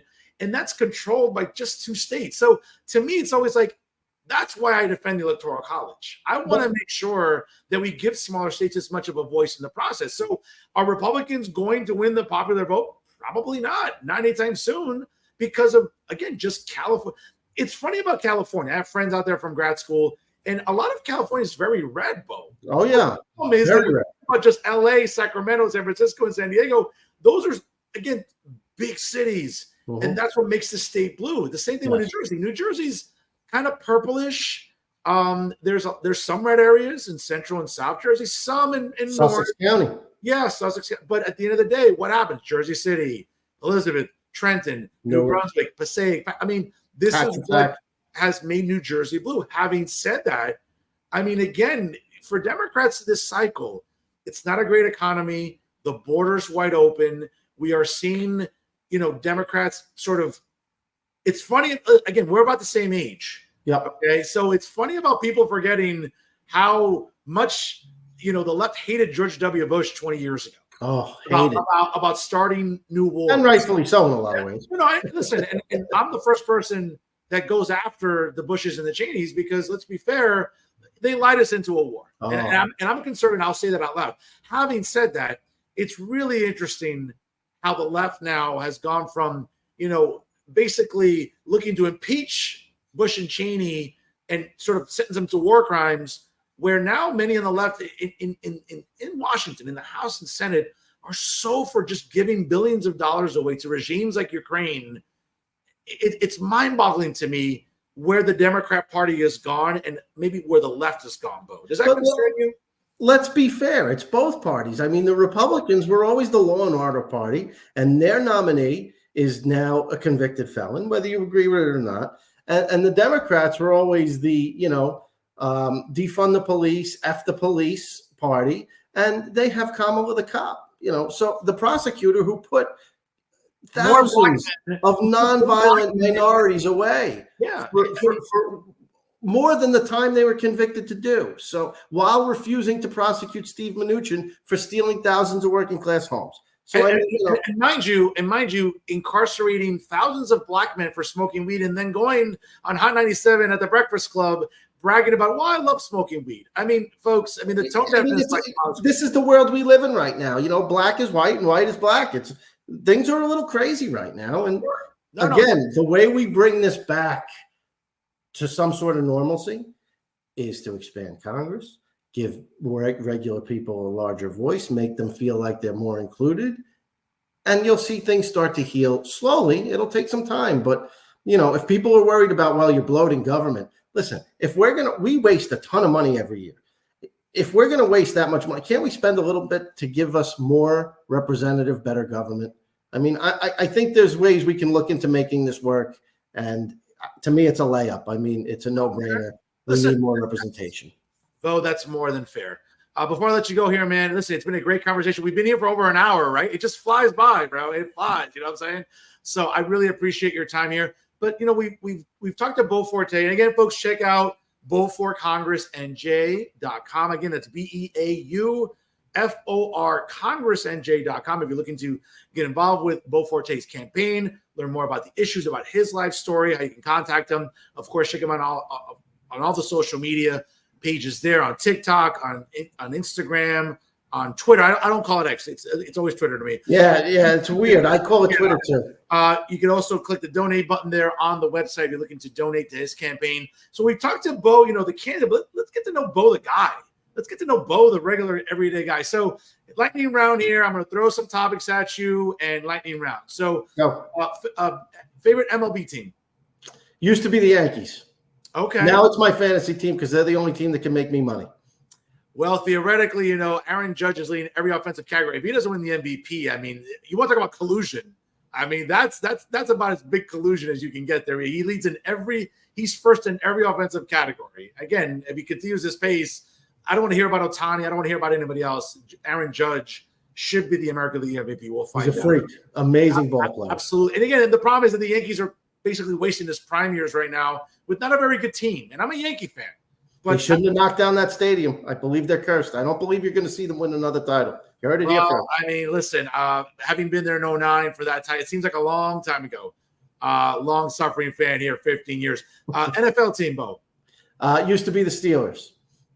Okay. And now you don't follow the NFL, or? Again, fantasy football. They're the only team that can make me money. I'm a big fantasy guy. I mean, I'm very much into gambling as well. The spreads are always something I look at throughout the entire week. Okay. NHL team? Devils. All right, good stuff. I mean, listen, I'm as someone who who's done partial season tickets, I'm happy about this offseason. Again, could it have been better? Sure. Is our roster better than it was in April after all these injuries? Do we get Jack Hughes some help, maybe some muscle? I think we need that. Do we upgrade our goaltending, which I think was our liability the last 2 years? To some extent. We'll see. But I think the Devils are much better right now than they were in April when they missed the playoffs. They're better right now than they were in April. They are not better than they were this time last year. They tinker too much with that team. Yeah, that's fair. And again, in an Eastern Conference where the Rangers are still very tough, the reigning defending champion Florida Panthers, congrats to them. First cup in the history of that franchise down in South Florida. Certainly the Capitals are still tough. The Penguins are still tough. Obviously, I mean, it's a jam-packed Eastern Conference. So yeah, the East is loaded. Yeah, we'll see where the Devils, but if they're healthy, better goaltending, another year of Jack, the Hughes boys are just developing right before our very eyes. The Prudential Center is always packed. And one thing about folks, and for everybody at home, not to bore you with hockey talk, because I can talk hockey forever. Folks, there is another hour.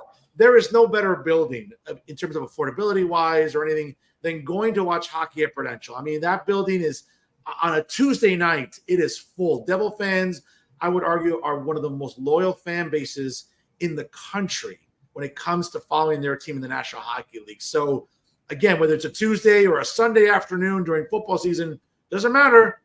Prudential's got 15, 16,000 strong for every Devil home game. So I would say it's one of the best, fan bases in the country. NBA. You know what? Not really a fan of the NBA. My father was a huge Sixer fan, so I kind of pay attention to them. The poor guy was a Sixer and Jet fan before he passed away in October. Yeah, so at least he got 69 and 83, 69 with the Jets and 83 with the Sixers. And then he had the nice little bright period with Iverson where they went to the final out of nowhere. One against the Lakers. But yeah, what they did.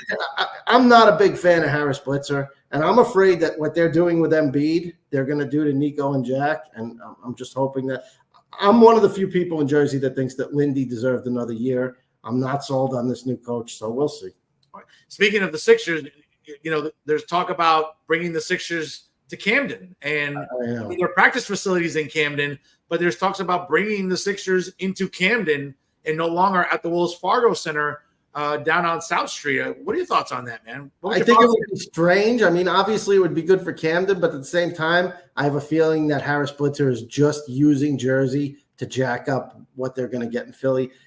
Now with the new rule, I mean, they'd have to be the New Jersey Sixers. It just doesn't sound right, man. Yeah, it would be weird. And again, as someone who visits Philadelphia regularly, I'm a big Cowboy fan. I go to the Eagle Cowboy game every year. And again, full disclosure, folks at home, I always make it a point on Monday morning to try to go to urgent care, get a tetanus shot because I'm in Philly. And, obviously, whether I'm losing brain cells by being near a lot of those people or just near the contagion that's there in the city of Philadelphia, I always feel like, hey, let me hit urgent care. Rabid crowd, man. Yeah, let me get that tetanus shot just in case, because as a Cowboy fan, you can imagine the abuse I get. MCU or DCU? NCU or DCU? You're gonna have to give me what that is. I'm sorry, Marvel Comics or DC Comics? Oh, not my thing, man. I'm not a superhero guy. Really? I believe in real things. Yeah, no. And I'm not. Listen, I know I got a couple of best friends that love that stuff. Sure. Not me. I mean, listen, I like the Batman, Michael Keaton. I like the Batman with the guy, the Australian or whatever he is, who is Christian Bale. Yeah. Yeah, excellent stuff. I don't even know what Batman is like with Ben Affleck. Never saw it. Not my thing. And all these crazy, Iron Man, not my thing, man. I was a baseball card collector. Fair enough. How about Star Wars or Star Trek? Definitely Star Wars. I have respect for Star Trek, but Star Wars, I mean, come on. I was born in 75. So I'm a huge Star Wars fan. I listen, whenever I'm working at home, I'll put on Disney Plus, and sometimes I'll, watch some of the movies. And let's be fair, for anyone that has cable TV on TNT, at least once a month, there's always a Star Wars marathon. You'll catch me at home doing work, laundry, vacuuming. It's there. It's playing. Now, best movie in the Star Wars universe.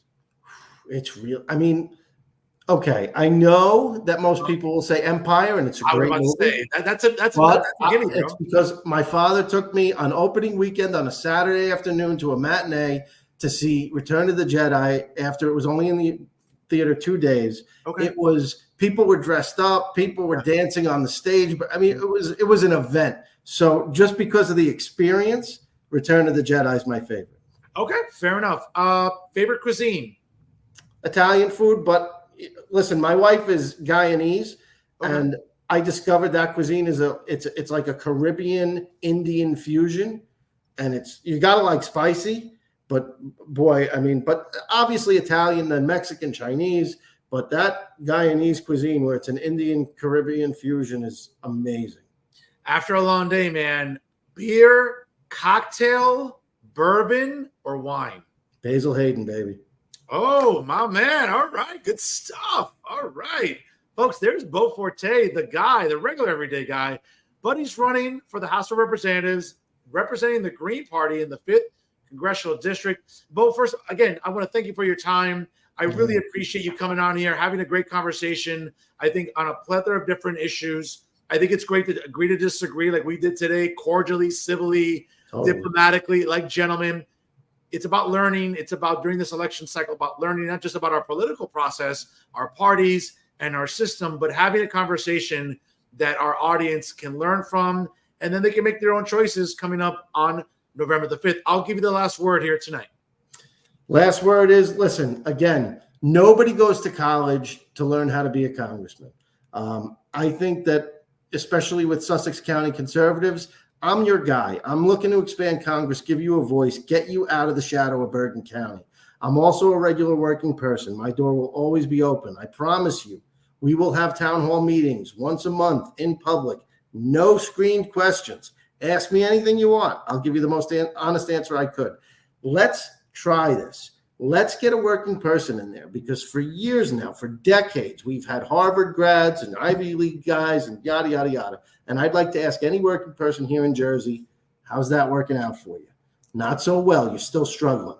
The nice thing about Congress is if you put me in and you don't like me in 2 years, you could vote me out. I am the only person on this ballot who is left of center. I am the only person on this ballot who knows what it's like to struggle to pay his bills. And I am the only person on this ballot who is actually from the district. So please give me a look this November. Well, great conversation. And listen, if you're interested, or the Green Party is interested in doing town halls, and if they need a moderator, listen, New Jersey's premier journalist is always available. So that's interesting. Okay, I will bring that up. I've hosted town halls. I've hosted debates. I mean, I'm more than capable of hosting these events and getting good interaction with the guests, obviously with the candidates, with an audience. So if the Green Party is looking for a moderator for town halls, where collectively there's a big bunch of Green Party candidates, again, dude, New Jersey's premier journalist, phone call away. So just okay. Well, I'll definitely bring that up to them, Fernando. You've been very fair with me. Thank you for having me. This was a lot of fun, and yeah, man, I'd like to do it again. Hopefully, we make a lot of waves in the next couple of months, and you ask me to come back. All right. Well, listen again, folks. He is Beau Forte, the Green Party candidate running in the 5th Congressional District. Again, check out his website, beauforcongressnj.com. That's BAUFOR CongressNJ.com. Beau, God bless you. Thank you for joining us here on Jersey First TV. Thank you. Folks, good stuff there with our candidate there in the 5th Congressional District representing the Green Party. Obviously, great conversation with Beau Forte. Give them a look, as they say. Obviously, there's choices coming up on November the 5th. You can look them up. Once again, beauforcongressnj.com.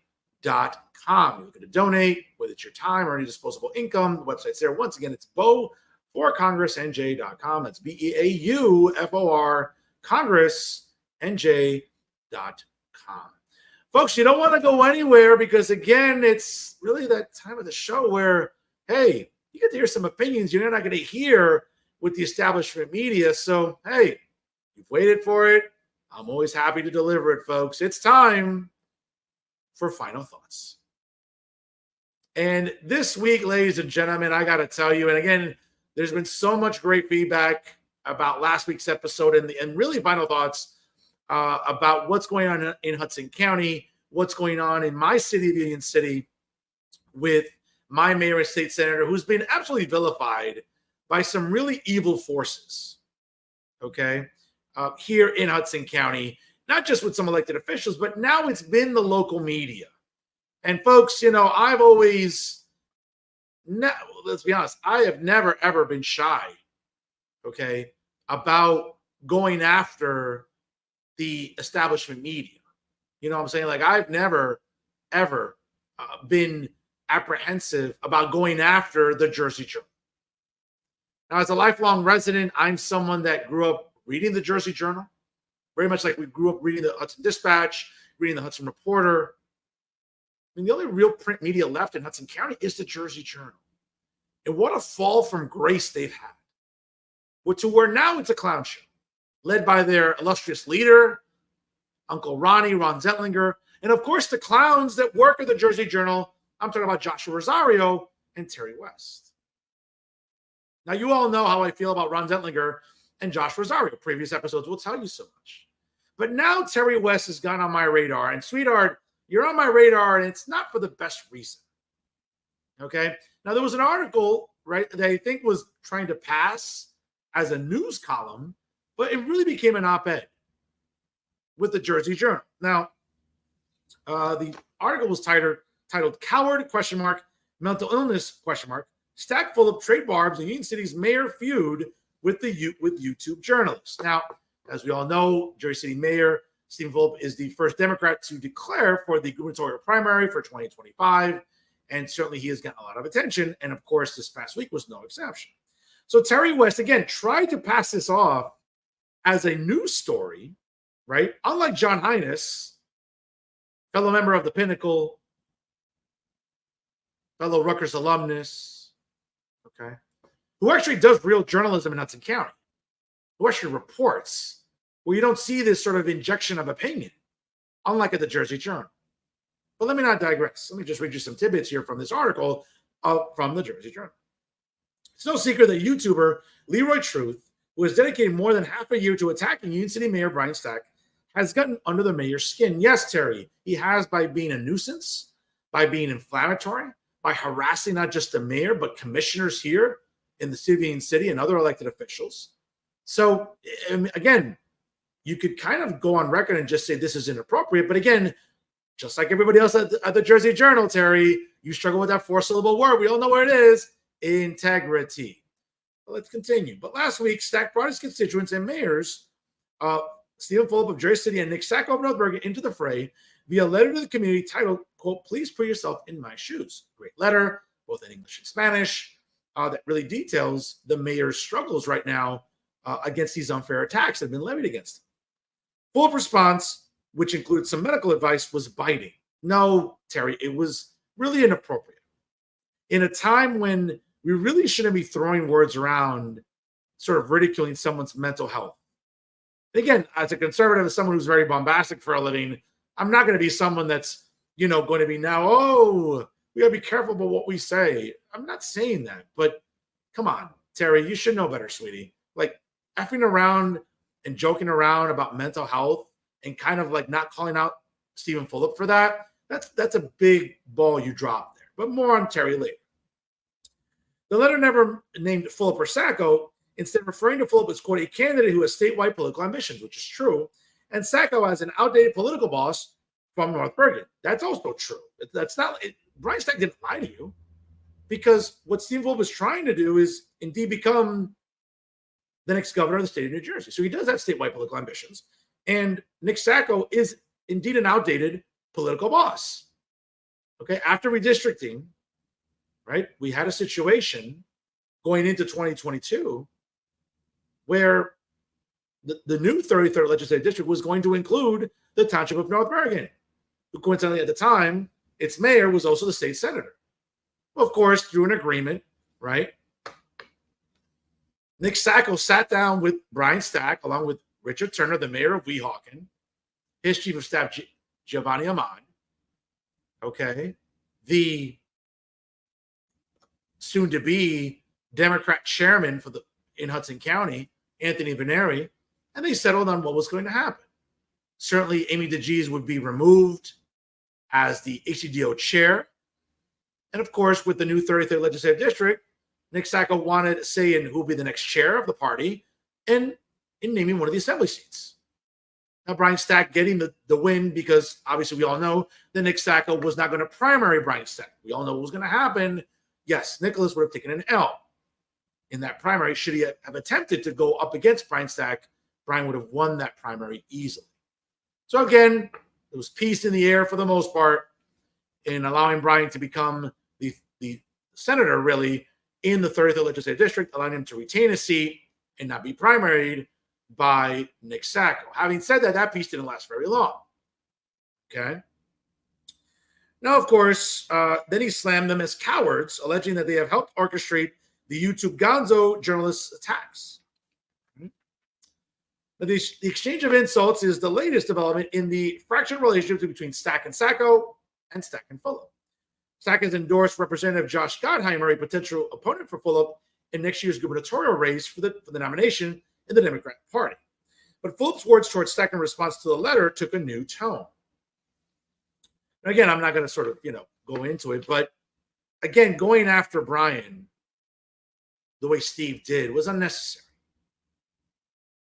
Alleging that Brian Stack is paranoid or suffering from some sort of mental illness. Steve, you should know better.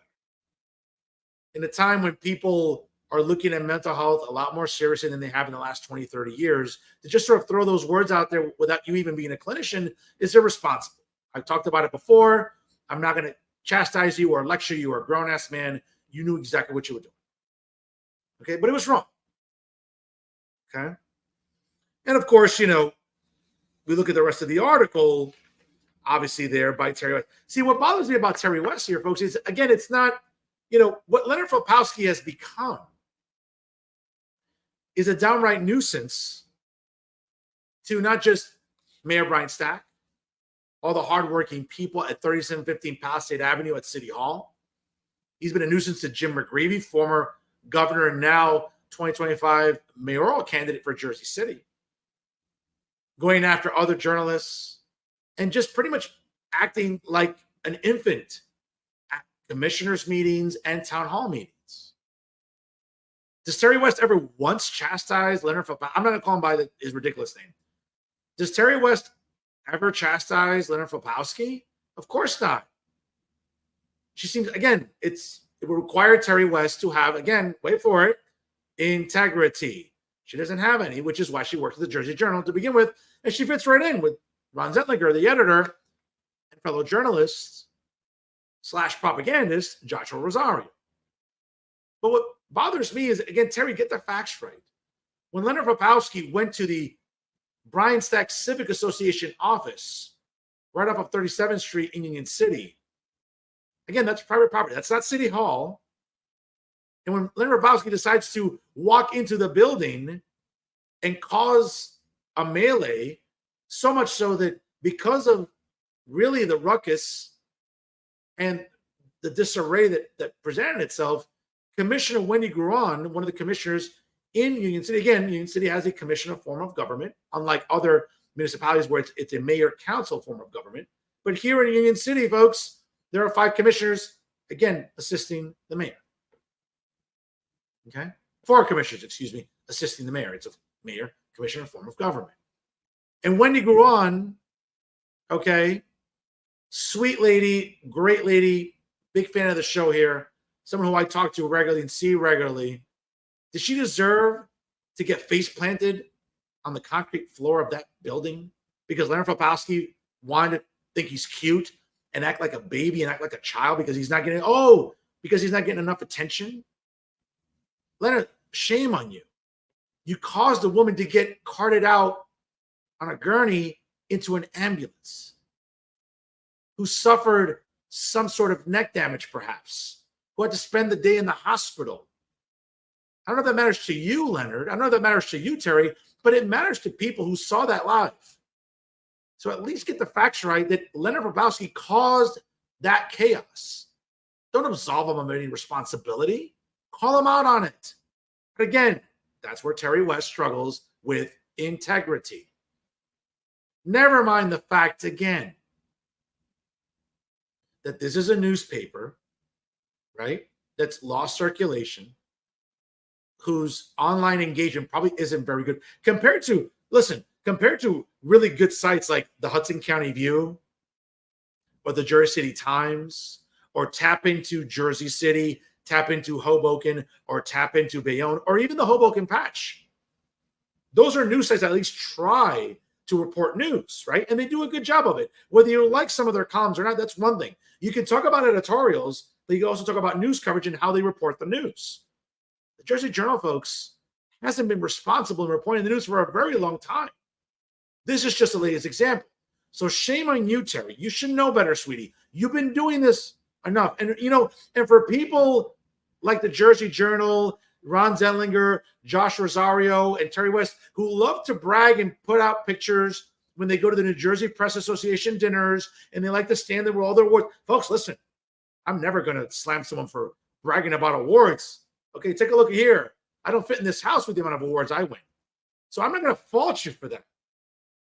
But if you're going to brag about getting awards at the New Jersey Press Association dinner, do me a favor. Start being responsible journalists again. Stop being propagandists, because that's what you're doing, Terry. You're joining Ronnie and Joshua in the same buffoonery that they engage in. Do better, sweetie.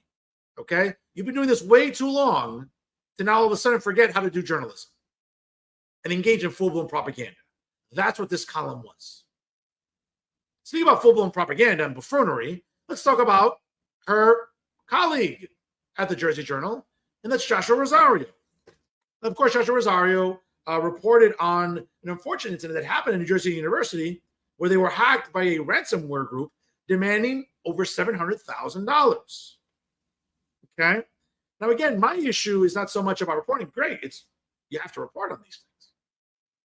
But you could tell the underlying tone here by Joshua Rosario is that, somehow interim president Andres Acebo, who, by the way, the Jersey Journal has had it in for months now, since he took office, since he inherited a mess at New Jersey University.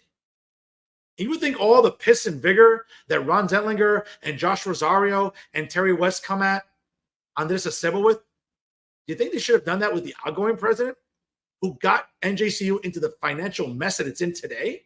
Of course not. She took her exit package, and not a word of outrage or scorn for the former president. But the new president seems to be getting shots thrown at him on a daily basis by the Jersey Journal. Now, again, I'm the last one to ever play identity politics and ever play the race card. A white woman that was the former president, again, who was forced to step down, got a very nice severance package on her way out. But a young, up-and-coming young man, okay, graduated from Brown, Okay. First of all, graduated from Union City Public School District, which is one of the best ones in the state. Went to Brown for undergrad. Went to Rutgers Law for his law degree. This is the president of a mid-sized urban university, as you're going to find. But instead of showering him with accolades about the great work that Andres Acebo has done, because he's rolled up his sleeves, he's gotten to work, he's helped elevate New Jersey University out of the financial mess that he inherited. But do you ever think that Josh Rosario, Ron Zellniger, or Terry West, wherever, maybe give him some flowers? Of course not. Again, it requires the Three Stooges at the Jersey Journal to have, once again, integrity. But in this article, you can tell the underlying tone is that somehow, oh, what's NJCU hiding? Joshua, okay, put down that extra muffin, all right, that you're hogging down, okay? Put that muffin down, put that second smoothie that you're slurping down at home as you're working, okay?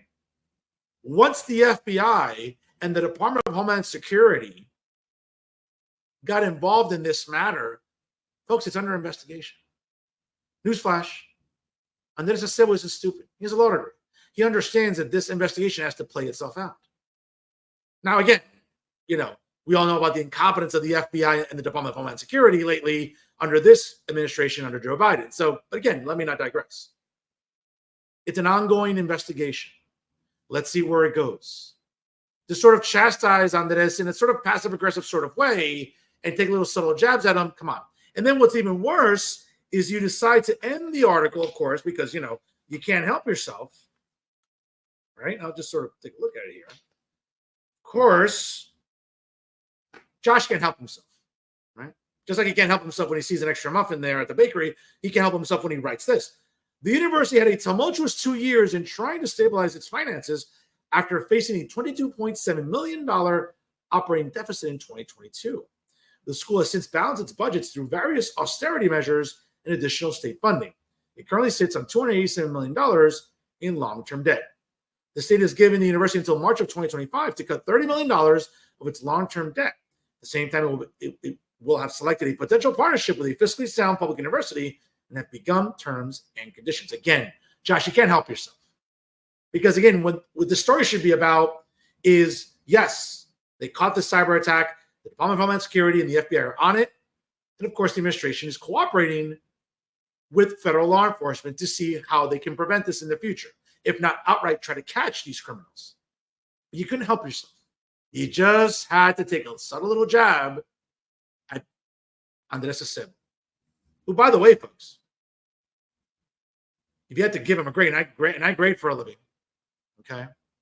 You have to give him an A for his effort, for his transparency, and his work ethic. What he's done at NJCU has been miraculous. You ever think that Ron Zellniger, Terry West, and Joshua Rosario would ever even bother maybe, I don't know, having some intellectual honesty and throwing some flowers his way? Of course not. Because negativity sells. And that's what they do well at the Jersey Journal. They love to peddle the propaganda. We see, folks, again, it's August. Let's wait until it gets closer to election day for the presidential election and watch who Ron Zellniger endorses. Okay?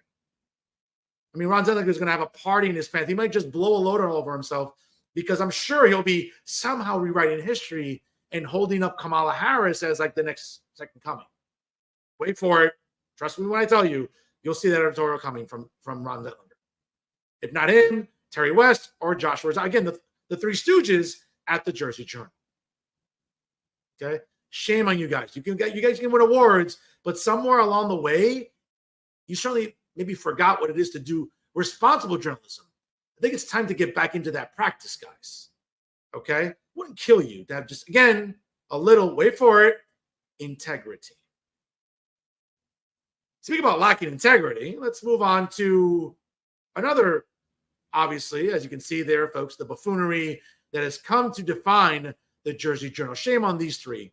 They should know better. They're grown-ass adults. They should know better. Ron Zellniger is, he's in his late 80s. Terry West, as you can see there, is, her late 40s. Joshua Rosario in his early 40s. Guys, do better. You're grown-ass adults. I shouldn't have to be telling you how to do your jobs. But then again, that's what I'm here for. Again, speaking about buffoonery and clown journalists, folks, I mean, leading the pack in Hudson County, let's be fair, is Leonard Flopowski. Okay, folks, I can't get enough of this picture. Who told Leonard Flopowski this was a good idea? To wear a black tank top. Again, folks, I love wearing tank tops, but I don't have a chest and arms to brag about, so I'm not going to wear a tank top in public. Okay? Bad guns on me? Yeah, sure. If I have traps, absolutely. I'd be rocking tank tops all day long, but I don't. A little bit of a awareness check here for Leonard. Okay, I mean, I don't know who dresses you. The state, maybe? I mean, I said it on last week. I'll say it again. Who dresses you? The state of New Jersey? Who in their right mind thought it was a good idea to tell Leonard to take a photograph on top of a motorcycle wearing dress pants that he rolls up, which is even more embarrassing, with white socks and brown shoes? My God, Leonard, who dresses you? Stevie Wonder? I mean, apparently, again, not having a fashion sense, let's put it mildly. But again, folks, the reason I bring up Leonard Flopowski again is because, I don't know, maybe Hudson County Council watched the show last week because, and folks, I thought this was great. Okay. Shout out to John Hines, fellow member once again of the Pinnacle, and fellow Rutgers alumnus for his exceptional reporting on this story. Hudson County Council Donato Batista is questioning why YouTuber Leroy Truth was a part of the Hudson County Clerks Association First Amendment informational series in North Bergen last week. Quote, it has come to my attention that the association recently conducted an educational seminar on July 25th during regular work hours in North Bergen that was attended by approximately 5 county employees in addition to yourself. Batista wrote in a letter hand-delivered to Hudson County Clerk Junior Maldonado last week.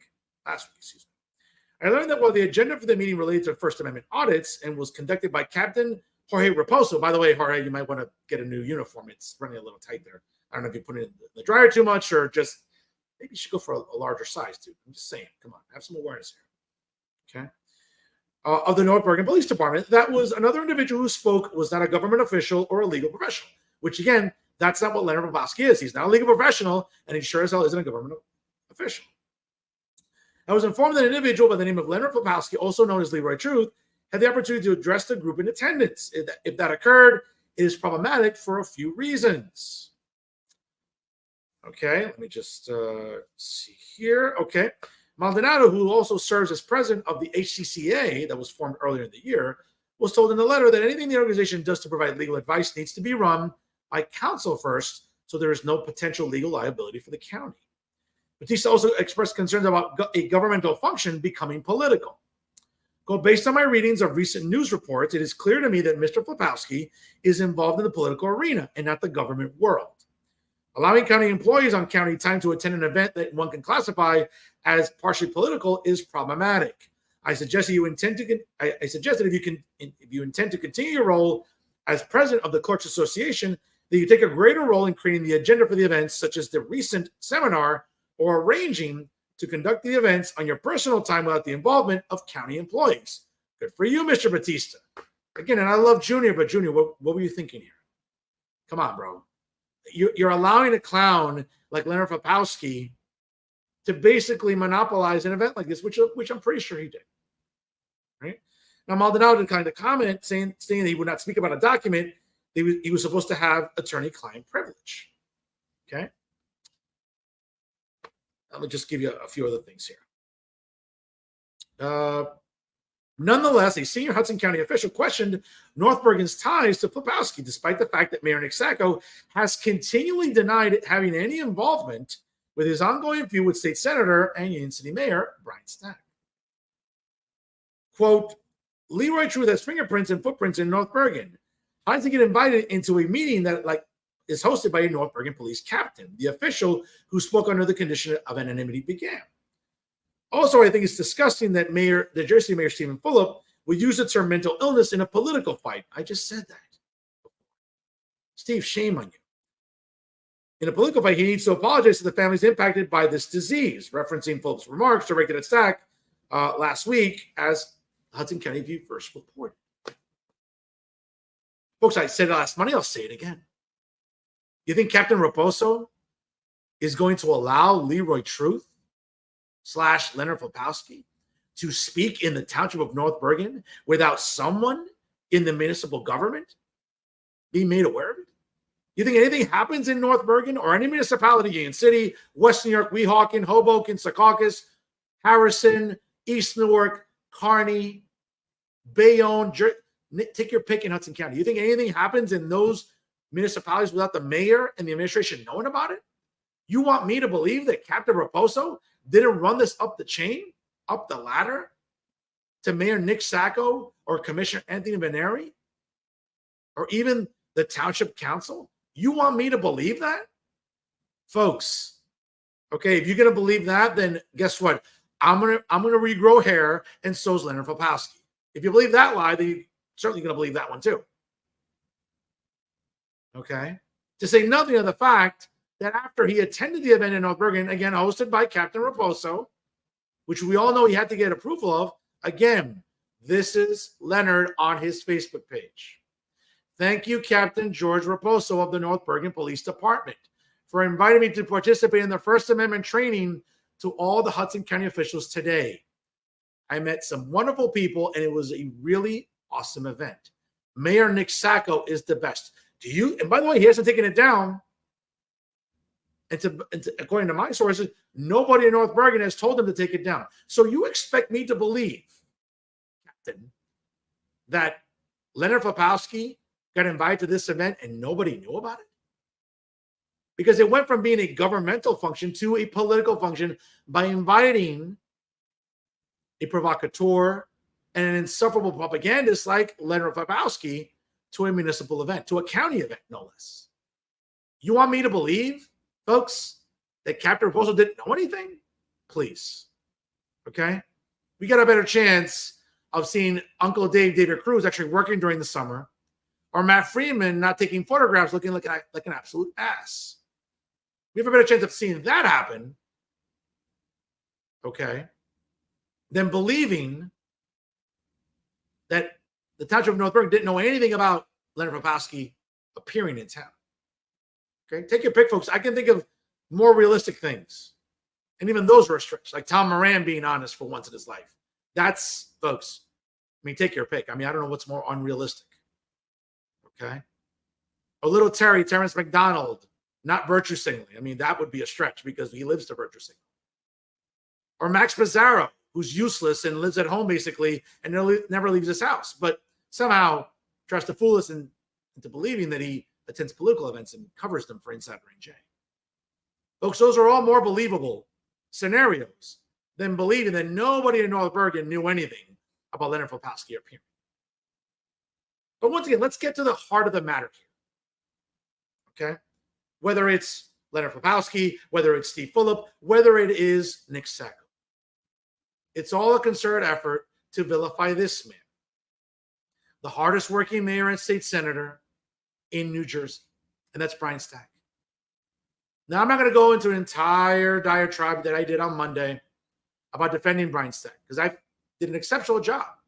And the traffic will tell you that, folks. It's over 10,000 views on that episode, just like every other episode on this show. But I'll give you a new twist in terms of my defense of Brian Stack. The bottom line is, folks, Brian Stack doesn't need to be working as hard as he does. He's put in the time for over 20 years as mayor and a state senator. Okay? He's put in the time. He has rolled up his sleeves. He has done more than 4 mayors can do in a lifetime. But the reason Brian Stack remains committed to his community is because he cares.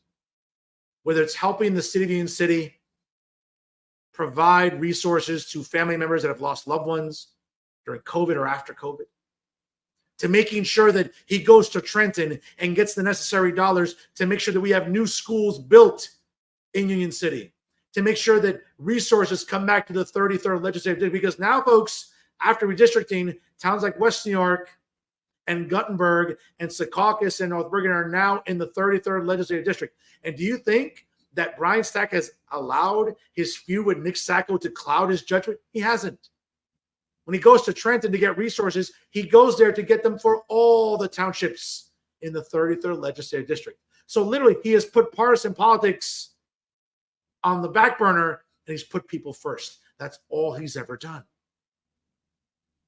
And for Stephen Fulop, I'll say it again, Stephen Fulop better enjoy this little ride he's on, because come next year in June of 2025, Stephen, you're not winning the primary. You're going to lose that primary. Almost certainly to Josh Gottheimer once he announces. And then what Stephen Fulop does with himself politically, I don't know. We'll see. Nick Sacco, again, has rode off into the political sunset. To keep going after Brian Stack is infantile, it's childish, it's just unnecessary. Now, again, be careful who you pick fights with. Because guess what? Brian Stack has taken a lot of punches, but he can give them out too. And he's done so. But you know what he's done so? He's chosen not to sort of take the low road like Stephen Fulop and Nick Sacco has. What Brian Stack has done in terms of throwing punches is going to work. Going to Trenton, delivering for his residents, delivering for his constituents. So yeah, Stephen Fulop and Nick Sacco can go for the low-hanging fruit. Folks, Brian Stack can just go to the tree and get really good fruit because he's producing good fruit.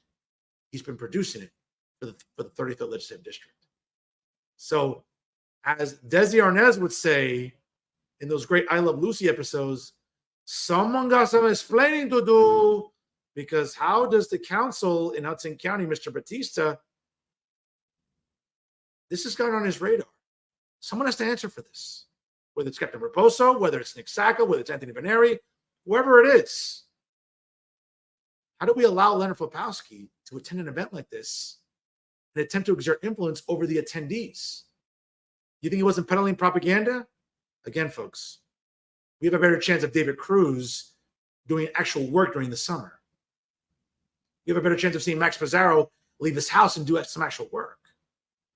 We have a better chance of seeing Tom Moran not exhibit Trump derangement syndrome, or Alan Steinberg, or Charles Style, who are all full-blown TDS sycophants. Folks, we have a better chance of seeing those things in real time than believing that nobody knew that Leonard Flopowski was in the town of North Bergen. Come on, folks. My audience, you're a lot smarter than that. No one's buying this, and neither am I. And that's my final thoughts. Folks, before we call it a night, once again, I want to thank everyone who tunes in every single week for making this episode as successful as all the episodes in 2024. Folks, you'll be happy to learn. Over 81,000 views for the month of July on Facebook, Instagram, Twitter, LinkedIn, YouTube. Folks, it's just that level of greatness here on Real Talk with Fernando. You're reading. Won't back down, but I won't back down. Oh yeah, and now I feel my head trembling. Yes, folks, that's right. Over 81,000 views for this program in the month of July. I want to thank all of you. And again, I'm not the most humble guy around, but I'm thankful to all of you for helping make this traffic as strong as it is.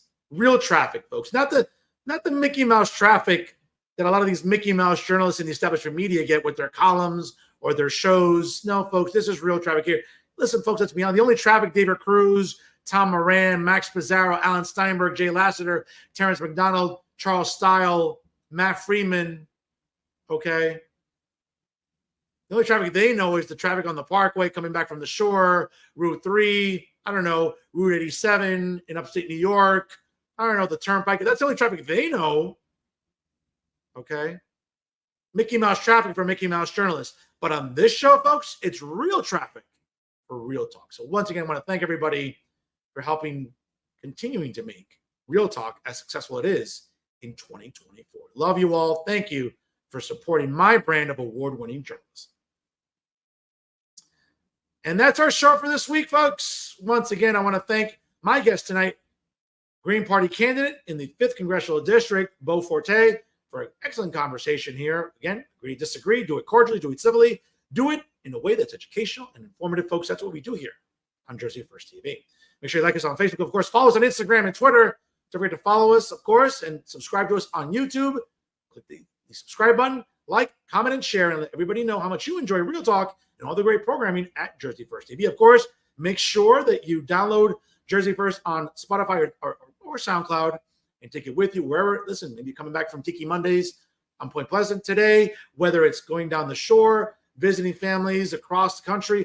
Hey, maybe you're going taking your kids shopping for new school clothes or new technology for the upcoming school year. Maybe you're visiting in-laws. Whatever it is you're doing, folks, you're on your smartphone, your tablet, your PC, or Mac. Download Jersey First. You won't